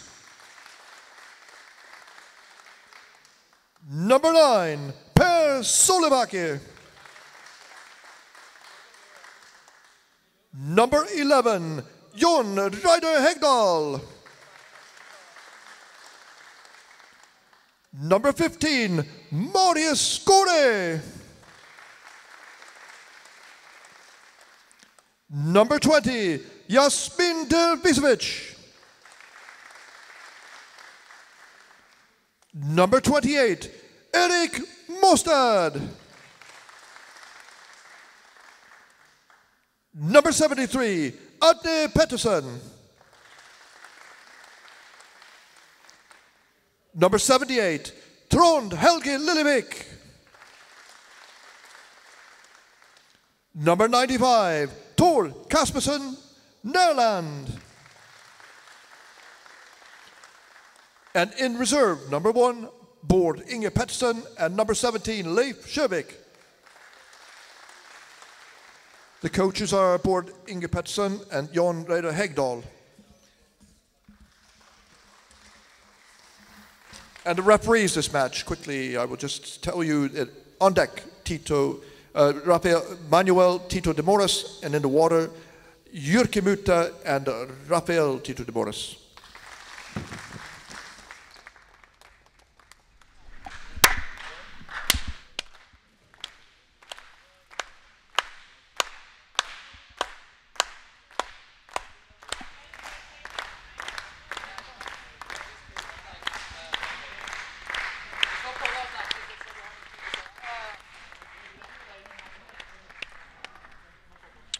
Okie dokie. So it's the last match of the day for Saturday, the 27th of October here in Helsinki, Pirkkola Swimming Hall. It's already been hours pitch dark outdoors. We have a big window in front of us behind the pool. It was a dim day, dark, windy, quite cold day. A good autumn weather and a perfect day to spend in the swimming hall watching 8 Euroleague matches in a row. It's I feel like I'm waking up now because Right. during the day, of course, we had a little bit of a downtime before we got some free sandwiches. But now with the increased blood sugar, I think we are ready for a really exciting match. Yes. This match, I think, is going to be. It's going to be good because Molde, they want to get. I don't know if revenge is the right word, but they lost 4-0. Yeah. The first time they met Molde, and that was Right. just horrible for them. Yeah. And Molde had it planned out. Right. They knew that they were going to just maybe leave one goalie back, like you were talking about, Yeah. and just go all out. So that Molde, those guys are used to holding on to the ball, but suddenly they had two guys chasing them all Right, the time. right, all the time. And they kept pushing them back, and then all of a sudden they allowed goals, and they were shocking because they don't feel like they ever get treated like that in Germany when they're playing in competition. Right. So that's the purpose of the Euroleague, though, to toughen Certainly up. is. Yes, certainly. That you're absolutely correct. So these top leagues in Europe, they can compete the other top teams, and it's so important for underwater rugby that the people have challenges. Of course, in many countries there are not so many clubs that have a lineup for 12 good top players. So it's important for these players. It's important for their motivation and the underwater rugby generally. It's important that we have this top league, so that the people can watch these games and they know how does the top underwater rugby look like. This is this will provide a textbook lesson in the different styles. The German control style, the Right. coming in, fighting from above, and Molde trying to speed things up until the opponent can't adjust anymore. That's really what it is about 1 minute. tempo change. When you cannot 1 keep up with a tempo change, then a mistake comes. Exactly. No. We earlier in the day we had some friends and family coming to watch Urheilusukeltajat games and other games also, but now it seems that most of the audience has disappeared. It's already 9:15, so The people are watching in their living rooms yes, or yes, lying this is in the bed with their computers. convenient way. Hopefully we have lots of viewers. I just checked that today the top audience we had was I think about 250 viewers, which is a good number. On YouTube or on YouTube, yes. And of course, these you could watch the games even later on if you are not able to make it today. They will stay there for a while. Okay, we're ready to go. It's Molde in white color. So and Molde will get to the ball first and flip the ball back. Yep. Well, as I said. You have seen these games so much, so you have a feeling that They have the faster swimmers. yeah. It means you get 2 additional possessions every game if you have those speedy players. But Look at that. you have to hold on to the ball. And Great move from the Molde player, the way that he took the ball. Okay, that was a holding, wasn't it? Yeah. So it's a free throw for Molde. For Molde against Holding. And Wide free throw. quite close to the goal. Here. It is Here. pretty close. Yeah. Here. The referee has to repeat himself. Yeah. Yeah, now we go. We don't have a lot of light here, so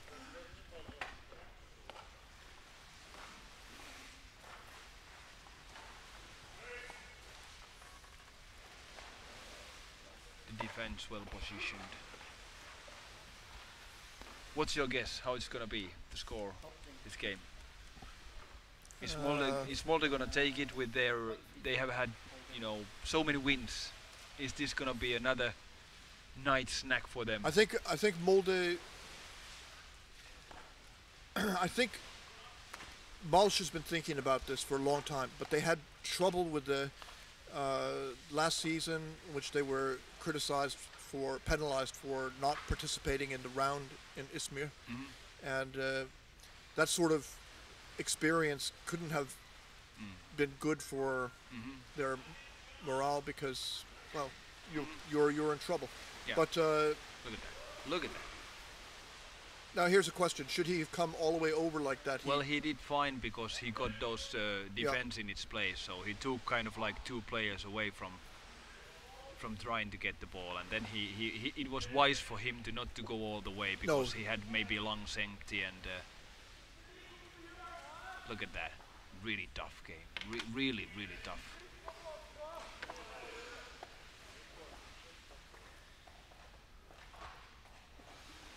But if you make this kind of intense effort swimming, that takes a lot of energy out of your body. It does. 15 meters pulled. Yeah, it's a sprint. It's a sprint, yes. You saw the player from Molde, he was swimming close to the bottom on his back. So he was seeing all the time what happens. Yes. In front of him also a ball. Really important when you do a swim. It's a like great that. and important technique. And players in Germany are good at all the... You see, they're doing it automatically. Yes, most players. yes. And then up. Excellent, Ross. Excellent. Well, I think Malsch is looking good. They're not being overwhelmed by forechecking or anything like that now. So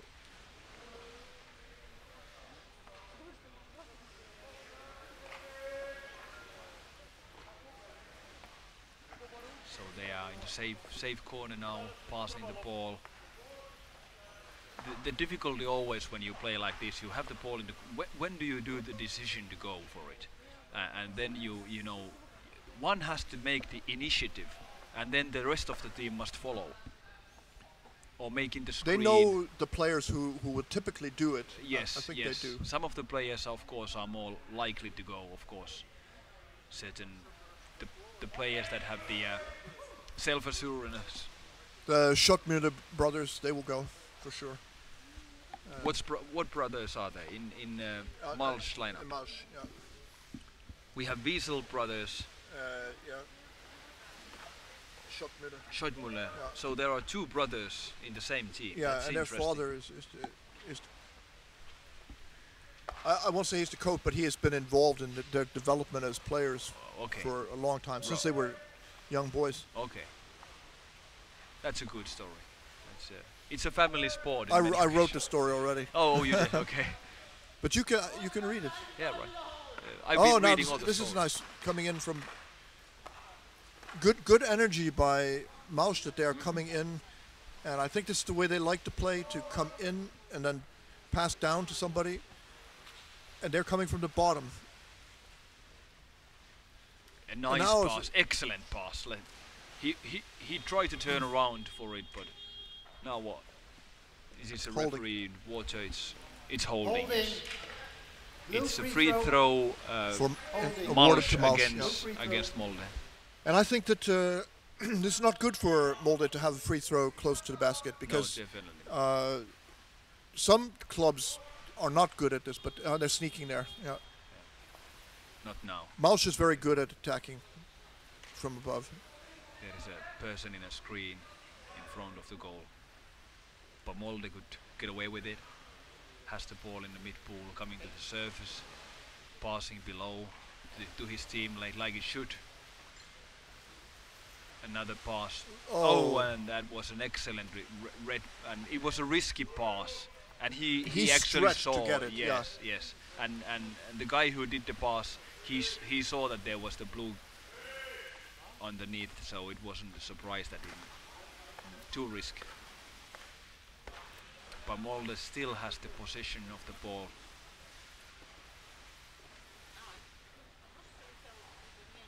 Passing up and they're down. keeping it close to the cylinder. Yes. He put it into the lap of the back there, and the back took it away. So now... Excellent two-handed pass. It's good speed here. Oh, he's going straight up to get some air. Crafty, that's good. Closer and then to down. The safety corner. I think they are waiting for them teammates. Now some fresh Malsch players coming from the bench. So some of the players now have the lungs. Okay. Let's see. So Malsch is going to... Now they have the attack. Yes. Malsch is coming. Defend well in place. Picked up by... Davisevic. Molde player. Passing to his teammate. Well done. Hegdahl. Look at the way he holds the ball. Excellent. Yeah, the ball was in the movement, so it was unable. No one was unable to just grab. Hegdahl is a very solid player. He's maybe doesn't score as many goals as some of the big stars, but he's often takes the ball to the basket.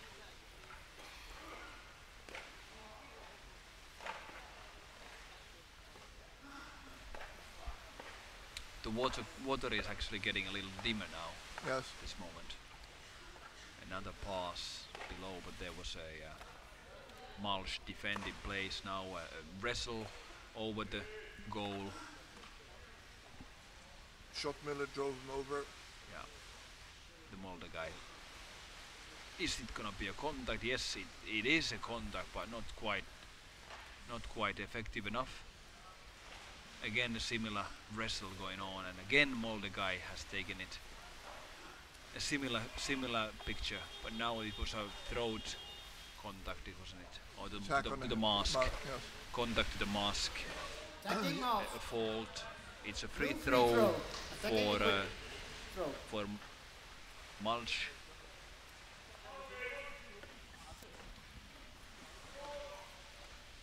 So I would say it's been quite even again. I think so. Yeah. The start of the game. And have we seen any very strong goal chances? Not really. Well, not really. Not any, golden opportunities, but certainly the two teams are trying to capture the moment. We've seen a lot of fast swimming, hard swimming. Yes. So they are spending a lot of energy trying to gain some kind of advantage in the counterattacks, but it hasn't given them any one-on-one situations. No. And again to the surface, that was a really nice pass. Very well read. And then there is an excellent contact also from full speed. That was which really is good. Really important. But there was. So you approve of that risk, even if they lost the ball? Surely. Yes. Yeah. If you don't take any, risks ever, you are not going to get anywhere. And many times you take one of the maybe an opportunistic risk, and then after 5 seconds something happens only. So. And you can see also that they are keeping Boarding and Pettersson in reserve, so he comes into the second. You think so? Yeah. Okay.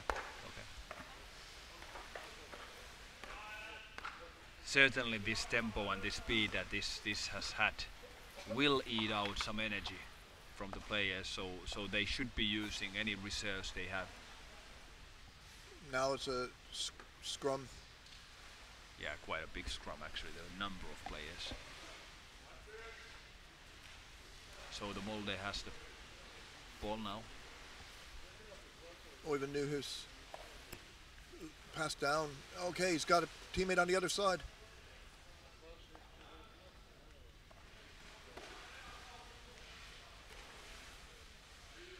When you see somebody, they put their whole body on it, squeeze with their legs. Nothing makes you feel as tired. When someone's squeezing you, it takes away your oxygen. It does.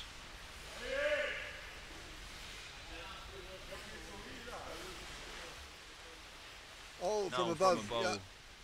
1-to-1. And he's got his teammate, yeah. Still it continues, and now there is, that was pressure. That was a good pressure. The Molde has controlled past few minutes, and now it's a score. No. Molde scores. It's number 15. Marius Skåre. Marius Skåre has scored. No assisting. They don't find it. The referee is asking. There's no need to invent an assist. No, sure not. Yeah, he did it himself. Look at that. Yeah. Excellent. Marius Skåre is he's an old, very experienced player and very good. He's a national team player for many years. Right.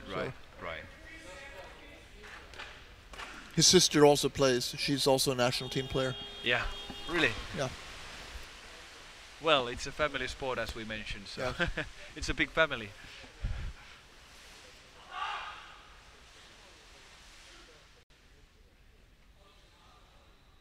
That's the referee. Yeah.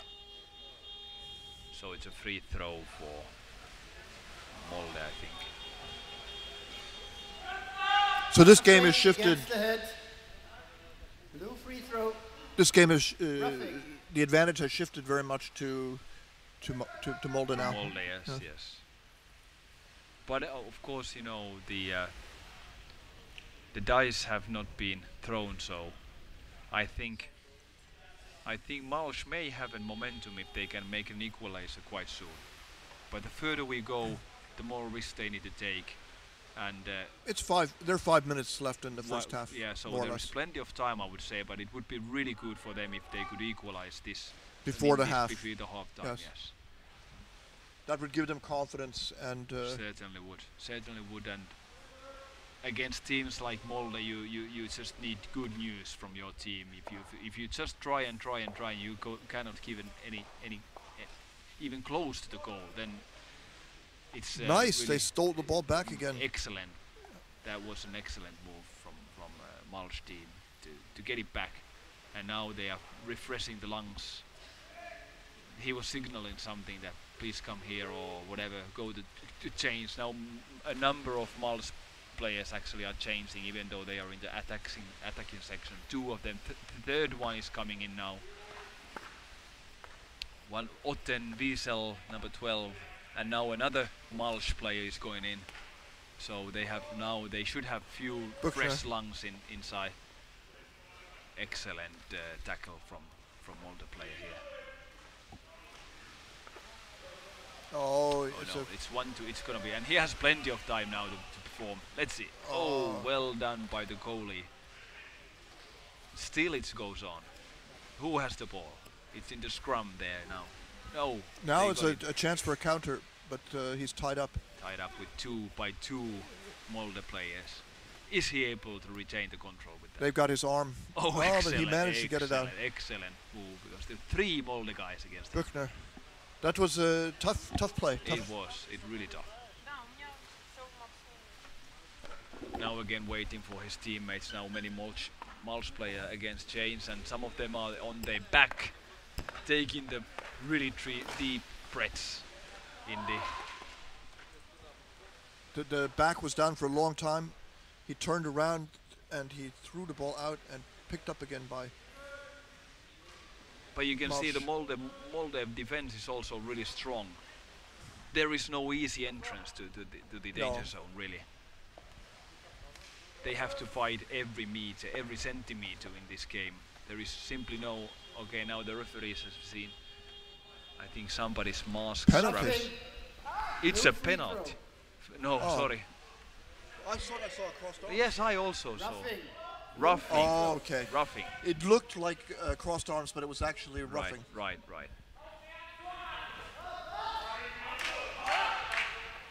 So it is a penalty. Penalty. Shoulder in the basket. Shoulder in the basket. And penalty. So our eyes did not betray us. Right. So it is Jyrki who is taking this call, and it's the penalty for Malsh. Is there going to be an appeal? I don't know. I would appeal. You have a chance to rest before the. Yeah, that would be tactically correct thing to do. So they are looking at the videos. Yes, they asked for it. So this is tactically excellent. You should do it anyway. Regardless of what the result is. Exactly. Yeah. So I know. Jyrki. I think was it? No, it's one of the Morales brothers is in the water. Yeah, his shoulders in the basket. Is there contact? Yeah, it was really deep in. So he could see it from this side here. Yes. He brought it out, but it was okay. Here's the ball coming. Okay, shoulders in. The ball is coming. He's grabbing. Yeah, it's a clear one, no doubt about it. Yeah. Yeah, because there was a contact, and while there was a contact, his shoulder is. Moreover, he was squeezing the guy's head with his legs, which, okay, that's not allowed, but they might let it go. But if you're using the leverage of the shoulder in the basket to execute that, they are going to penalize you for that. So I think they will uphold this. And I think in these sports we should be quite careful with this rule. You see here, because right, yes. And he's only doing it because he has the shoulder. Exactly. So this is going to be a penalty. In my opinion, yes, no doubt about it. But Molde might save it. Individual challenge, there is a shoulder in the basket, there is an attack in the basket, so we have a penalty. So it's a right. It's the right call. It's a right call, and now let's see. This is a big one. We are. I think we are like 2 minutes away from halftime. Okay, so number 10, that is Mikael Wiesel is going to take it, and number 7, Ivar Björneren. Yeah. Is the goalkeeper. So Molde goalkeeper. Ivar's very big and heavy, and he has great lungs. Whoa. I need to give an applause, even though it was a unlucky mistake from the attacker. Yeah. I said, didn't I, that they could, maybe they will not score. They will not score. And this is demoralizing, I think, for Malche now. Yes. Well, that's 2 minutes. We have 2 minutes 13 seconds. The reality is that penalty shot should always score, but at a higher level, it's not even 80%. It could be 50, 60. Yeah, no, yeah. 60 something. Yeah. Okay. He tried to throw it by but he didn't have a guarantee that he could keep it safe. But again, but it's only 1-0. They were able to put the pressure. They were able to pressurize it so that the goalie had to do that. Of course, it was the goalkeeper's mistake, but of course, without any pressure, they don't do these mistakes. Yes. So Malche was able to pressurize Molde's defense. And again, Malche has to control in their own attacking end. No. Molde's defense, well-organized defense, no doubt about it. And again, an excellent pass and a great moment for Malche to score. I don't know how the goalie could. This was the best pass of the day, because there was an excellent screen and he was immediately giving to his teammates on the left.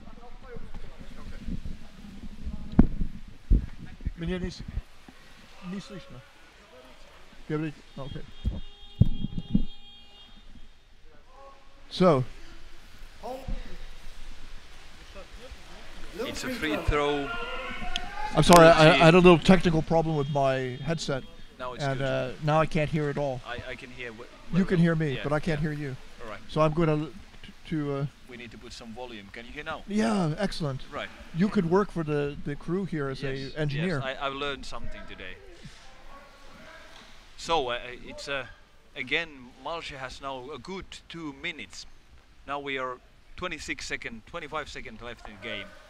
They still have the opportunity, but the decisive, the last bit to it, making a score has not been. They have not been. Now successful. they have nothing to lose by trying nothing right now. to lose. Now they just all should dive now.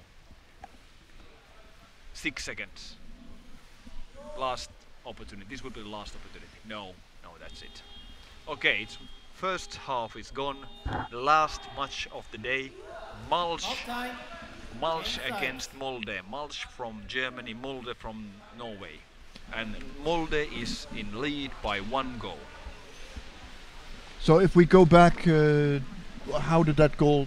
Was it Ivar Björneren who scored it? The goal? Yes.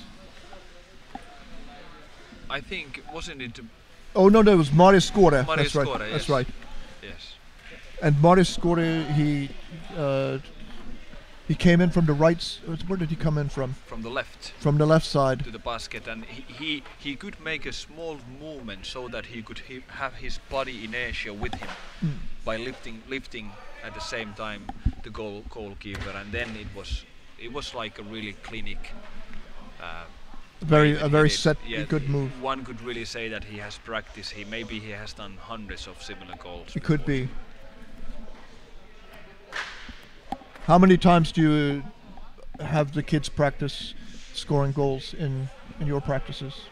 Well, we don't do goal scoring each time.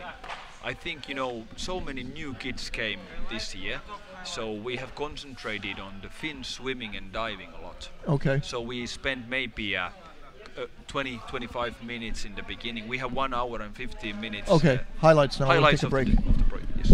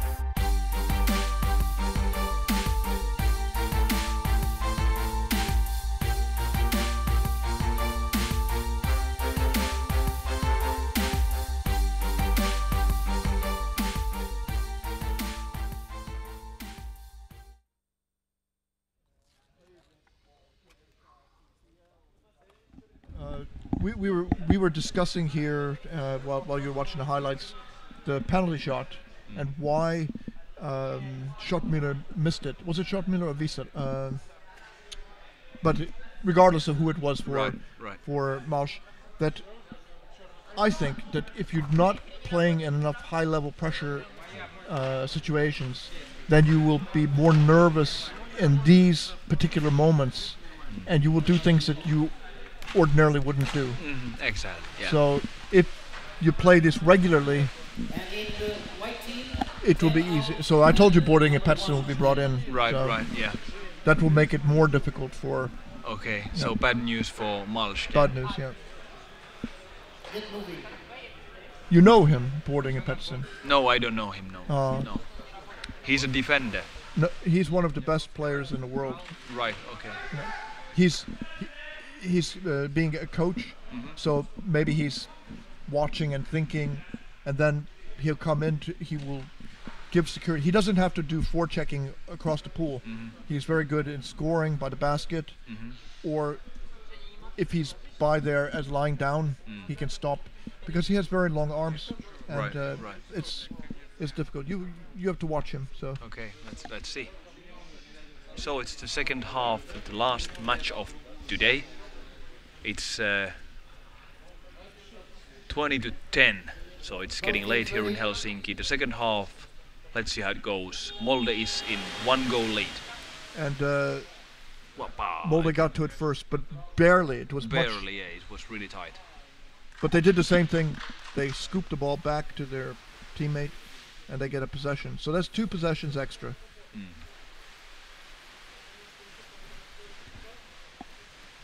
Jasmin Dervisevic. He's very intense, Dervisevic. He's does a lot of work.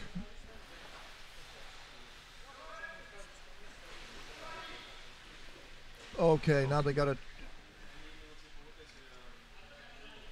floating above. He's saving his energy. They take him to the top. He's getting air. They both get air. Someone's going to try to rip the ball away. But Malsch is in the right place below, and they get it. Yeah. So they were doing the right thing. The right thing. Where was the Molde player? The Molde player wasn't there. And now, nice, very nice. Nice and really, really fast moves. Elegant. The way that they move with the fins in the water, it's amazing. They have a pattern of passing backwards quickly.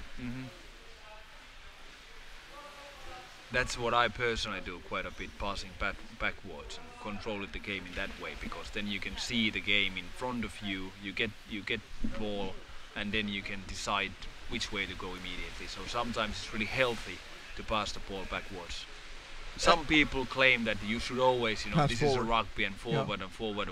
But I claim that at times it's really clever to pass the ball back, and then the people who is in the back can see the whole field or whole pool and make a good decision where to go. Everything that works is good. Yeah, sure. Dingle. Oh, you see. Oh, he has Oyvind knew he was tired. He Yeah, gave everything. yeah. But he always does. That's the requirement in Molde. You have to they give don't everything. know. Yes, exactly. They have the spirits and the morale in the team. Yeah. So it's so competitive and so well organized. It has to, the team spirits, and you have the right morale and right thinking in the team. You can give the extra 5%. Yes. So now Malsch is, the Molde got it nearly immediately back. It's very important now that excellent movement from this Molde player, number 20. Malsch needs to. It's Jasmin Dervisevic. Dervisevic. They need to maintain possession. Oh, Look now at that. another. Oh, that's it. Yeah, you could see it. Yeah. That is Molde 2. Malsch. Now they are asking for a video check. It's Evan Birmingham.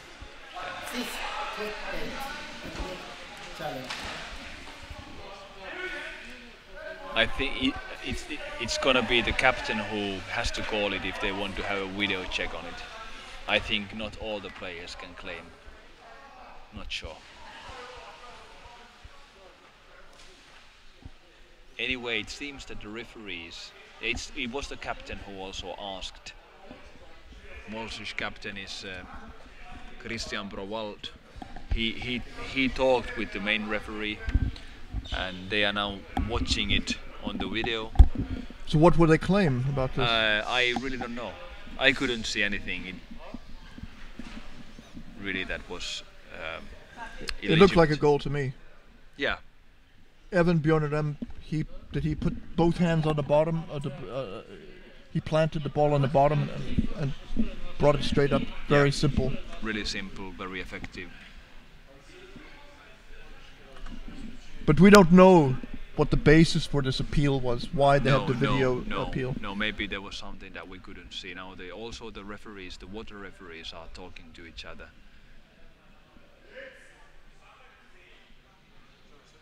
I don't see anything there. Well, you could say that Molde was holding on to the goalie after he had passed the ball. Okay. Did you see that? I saw that. Here, let me watch again. The goalkeeper comes in this position. Now he no longer has the ball, now he doesn't have the ball, but he's holding on. Yeah. That was maybe a second or two late, and that's very typical in this sport because you get these small advantages, and now it's actually resulting in a goal. Possibly. So I say they will cancel the goal. Yeah, I think so.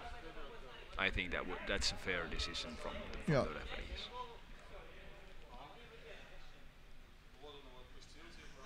And he was holding the force down, even if he brought his hand off. And he saw that he hadn't had, and of course he feels that he has no ball anymore. Yeah.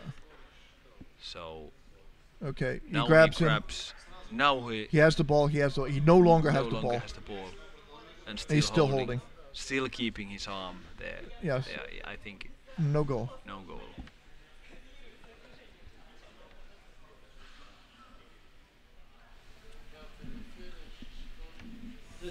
you can see that the attack on the head when the player doesn't hold the ball. So he's attacking the goalkeeper without having the ball. No goal.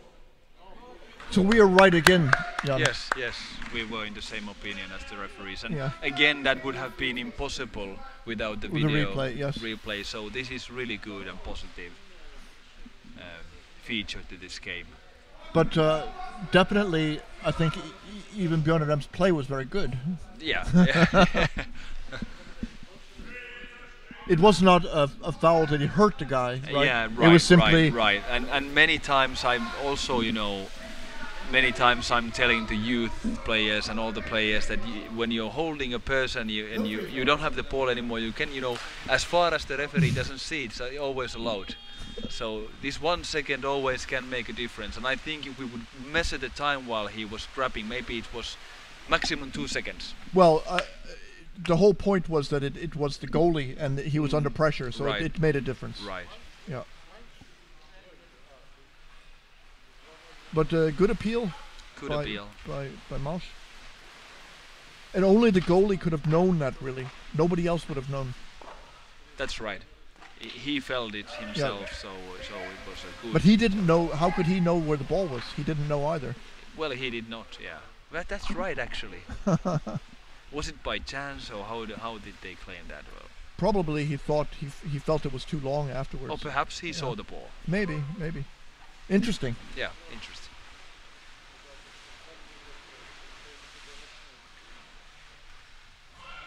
So it's still, we are 11 minutes away from the final.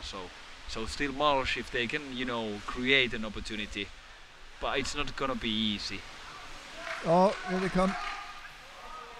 Oh, how he could move on further. Yeah, exactly. Amazing. And now they've got the angle. And Now he's still got the other going, side. Still on the other side. Shoulder in the basket, clearly. Not quite so, in my opinion. We need a video review, but we don't have the right to call it. No. Can you imagine when you were 27 or 28 that you would become an underwater rugby nerd? Well, I don't know if I'm still a nerd. I like to play it. Yeah. That what more than anything, holding, and this is. I started maybe I was 30 years old. 30 years old. Now I'm 41. So it's been 11 years. I always like to swim a lot, dive. I always, apart from underwater rugby, I do windsurfing. Okay. So whatever I saw a picture of you windsurfing. Yeah. So whenever I'm doing any sports, it's on the water, and I do fishing also. Spearfishing. Well, I did this summer for the first time, and we have in our club there are some, people who does it, and we have a boat, a big rubber boat. In Finland it's legal. In Sweden it's illegal. No, it's not, because we have a... Spearfishing is illegal. Is it? Yeah. Oh, really? In Finland it's legal. Look at that, Oh, look at that. there. Excellent move to the other side, and the goalkeeper really great save from him. But that's not over. The trouble is still there. And now we've seen something that... Penalty. Penalty. Shoulder in the basket. I really did, honestly speaking, I didn't see it. Well, there'll be a review. I think Malsh is playing really well. They are. But the problem is that their attacks don't last as long as Molde's, so they're getting worn down.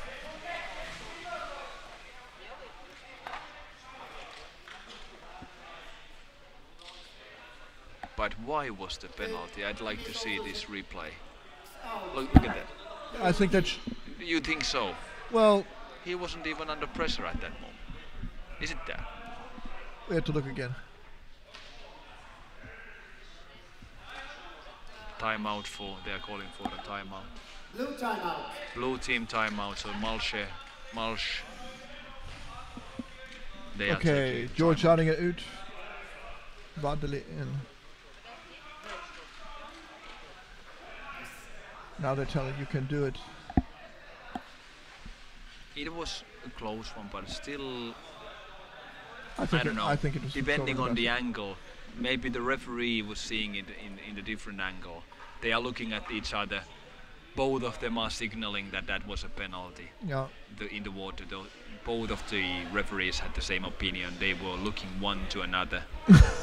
Well, here's a little bit of irony. Okay, first, people say all goalies put their shoulder in the basket. All. Yeah. And so it's just a matter of whether you're going to get called for it or not. Right. So I think that it's very coordinated that you can even do it, right? So you can put your shoulder in the basket and fight off the player. It means you have some ability. Yeah, sure. But if you just lay on the basket and you never put your shoulder in, it'd be so easy to knock people off relatively. Okay, penalty shot. It'll probably it will be given by number 7. Iver Björnerem. Iver Björnerem. So I mean, he's going to score because he almost always does. Okay, he's a big guy.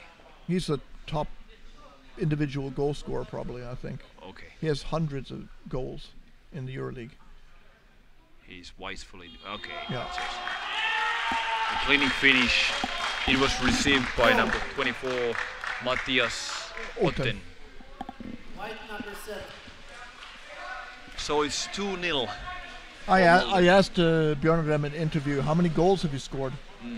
He's not saying. Okay. It's uncool to be the best scorer and to count them. Okay. And he came in from above. Well, his whole appearance, the body is like a torpedo, he's like the body made for underwood rugby. He's a failed competitive swimmer. Oh, okay.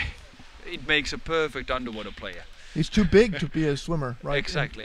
He's too big, so you know, if you look at the top players in this game, they typically are really like strong-made. Yeah. They have wide body, rounded, so to say, like torpedoes or like. They should have upper body strength and. Yes. Strong arms, long arms and legs, you know. But then again, if you look at Jim Holmbacher, who is definitely one of the best players. He's not that big at all, but he's also like musculous and really physical, really strong, wide back. I mean, he's the kind of player who he could have been a track and field athlete. Yes, he could have. Yeah. But today, what I saw, he wasn't very much in the game today. I think maybe was not his best day. Yeah. White number 20, 2 meters. Okay. He had his kids here and. His mother was here. Yeah. Maybe he was too nervous. Distracted.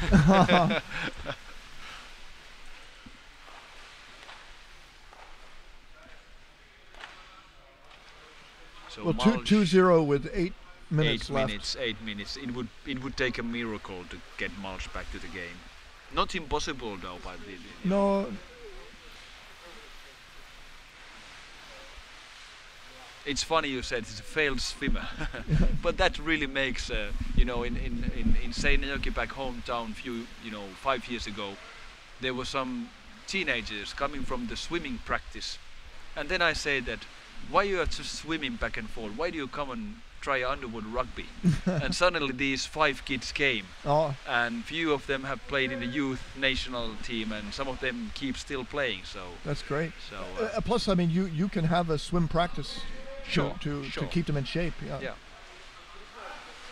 Oh, nice spin around there.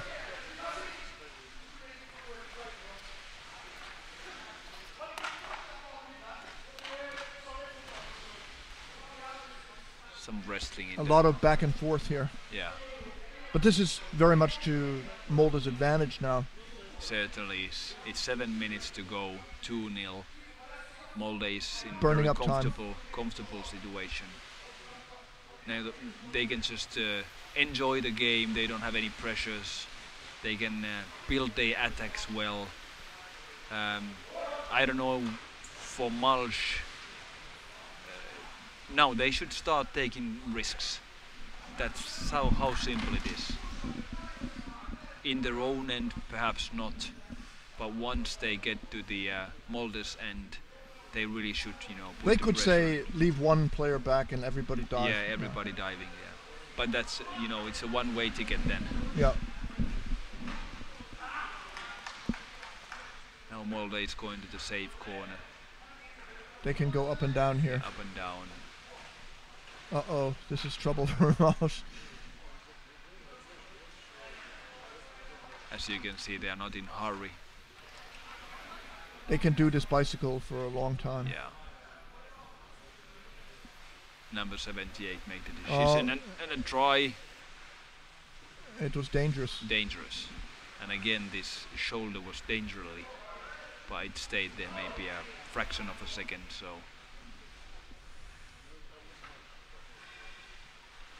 Now the Malsh has the ball. Many of them went to change at the same time. So this is something also on this level, while I've been watching people changing. In these division games, sometimes you get 4 people coming at the same time. It's here you don't see it. So they are so well organized that too many players don't go away at the same time. And it seems that they are doing in average more dives than in you know, on this level. It seems that even in the defense they do quite a bit diving, maybe 4 or 5 dives before they change.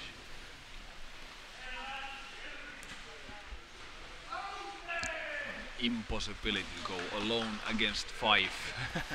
And they lost the ball. They lost the ball. Very well, actually. But they got it back. Captain Nyhus read that pass really neatly. I think he's 49 years old now. Oh, really? Yeah. He can still play for Norway at the next World Championship. Okay, at the age of 50 then. Apparently. He's good. Yeah.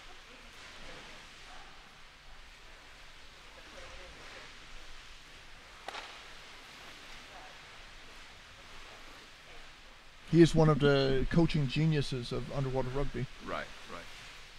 They had some sort of academy in Germany just recently, I think. Oh yes, you talked about Underwater Rugby Academy. Academy, yes. Yes. Some Colombians were there, and maybe people from Asia also. Now Malsh, they have 4 minutes. It's still possible. Yeah, they're not giving up. No, they are definitely not giving up. Actually, I would hope 1 goal, so some, you know, electrify this game a little. But now Molde has a chance to take it away.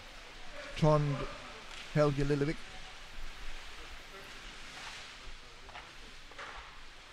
Oh, now they're coming, and it's 1-on-1. 1-on-1 on the backside. Good move. But well played by the goalie. Again, a try from Molde, but again the goalkeeper was saving. It was good move. He managed to stop it. Yeah. But this is a dangerous situation too, because Molde loves to get the counters. Short. The quick counter. Yeah. 3 minutes to go. 2-0. It looks like Molde is gonna take this one. I think there could be 1 more goal scored in this match, either by Malsh or by Molde. That is a possibility. Now we can see back that there is any goalkeeper anymore. Well, now we are already in a mid-pool, but it takes another goal by Molde is more likely than a goal by Malsh. Certainly is. I think the fastest divers we have here, I think it's gonna take like 4 seconds from the mid-pool diving to the goal. Maybe 4 seconds. Nice play by the guy who came in off the bench. But he has 2 people on him. Devisovic is trying to strip him, and Devisovic is very strong. Look at that. And he's got it resting on his stomach. Quite a scrum. Now he's holding his hand up, signaling that he has no possession. Yeah, he was definitely had the infraction there. Oh, here's a chance. No. No. And of course, this has a lot of. It's reminiscent of CMS World Championship, in which Germany and Norway played finals. Right. So. Look at the way he's protecting the ball. even though he lost it, he did a good job. It was 2 against 1. Yeah. So it's 1 minute 20 seconds. It's very intense play here. This is a good example. Oh, now there are so many Molde players and only one goalkeeper. This is a good example of where people are playing very hard, although the game is already decided. It doesn't matter. They're playing harder than they played as hard as they have been playing the whole game. Exactly. Now they have conquered the goal. Look at this position. Yeah. As Marius scored it. Yeah, excellent position. You could call that a toilet position. I didn't want to say that, but you know, now that you mentioned it, Janne, the potty position.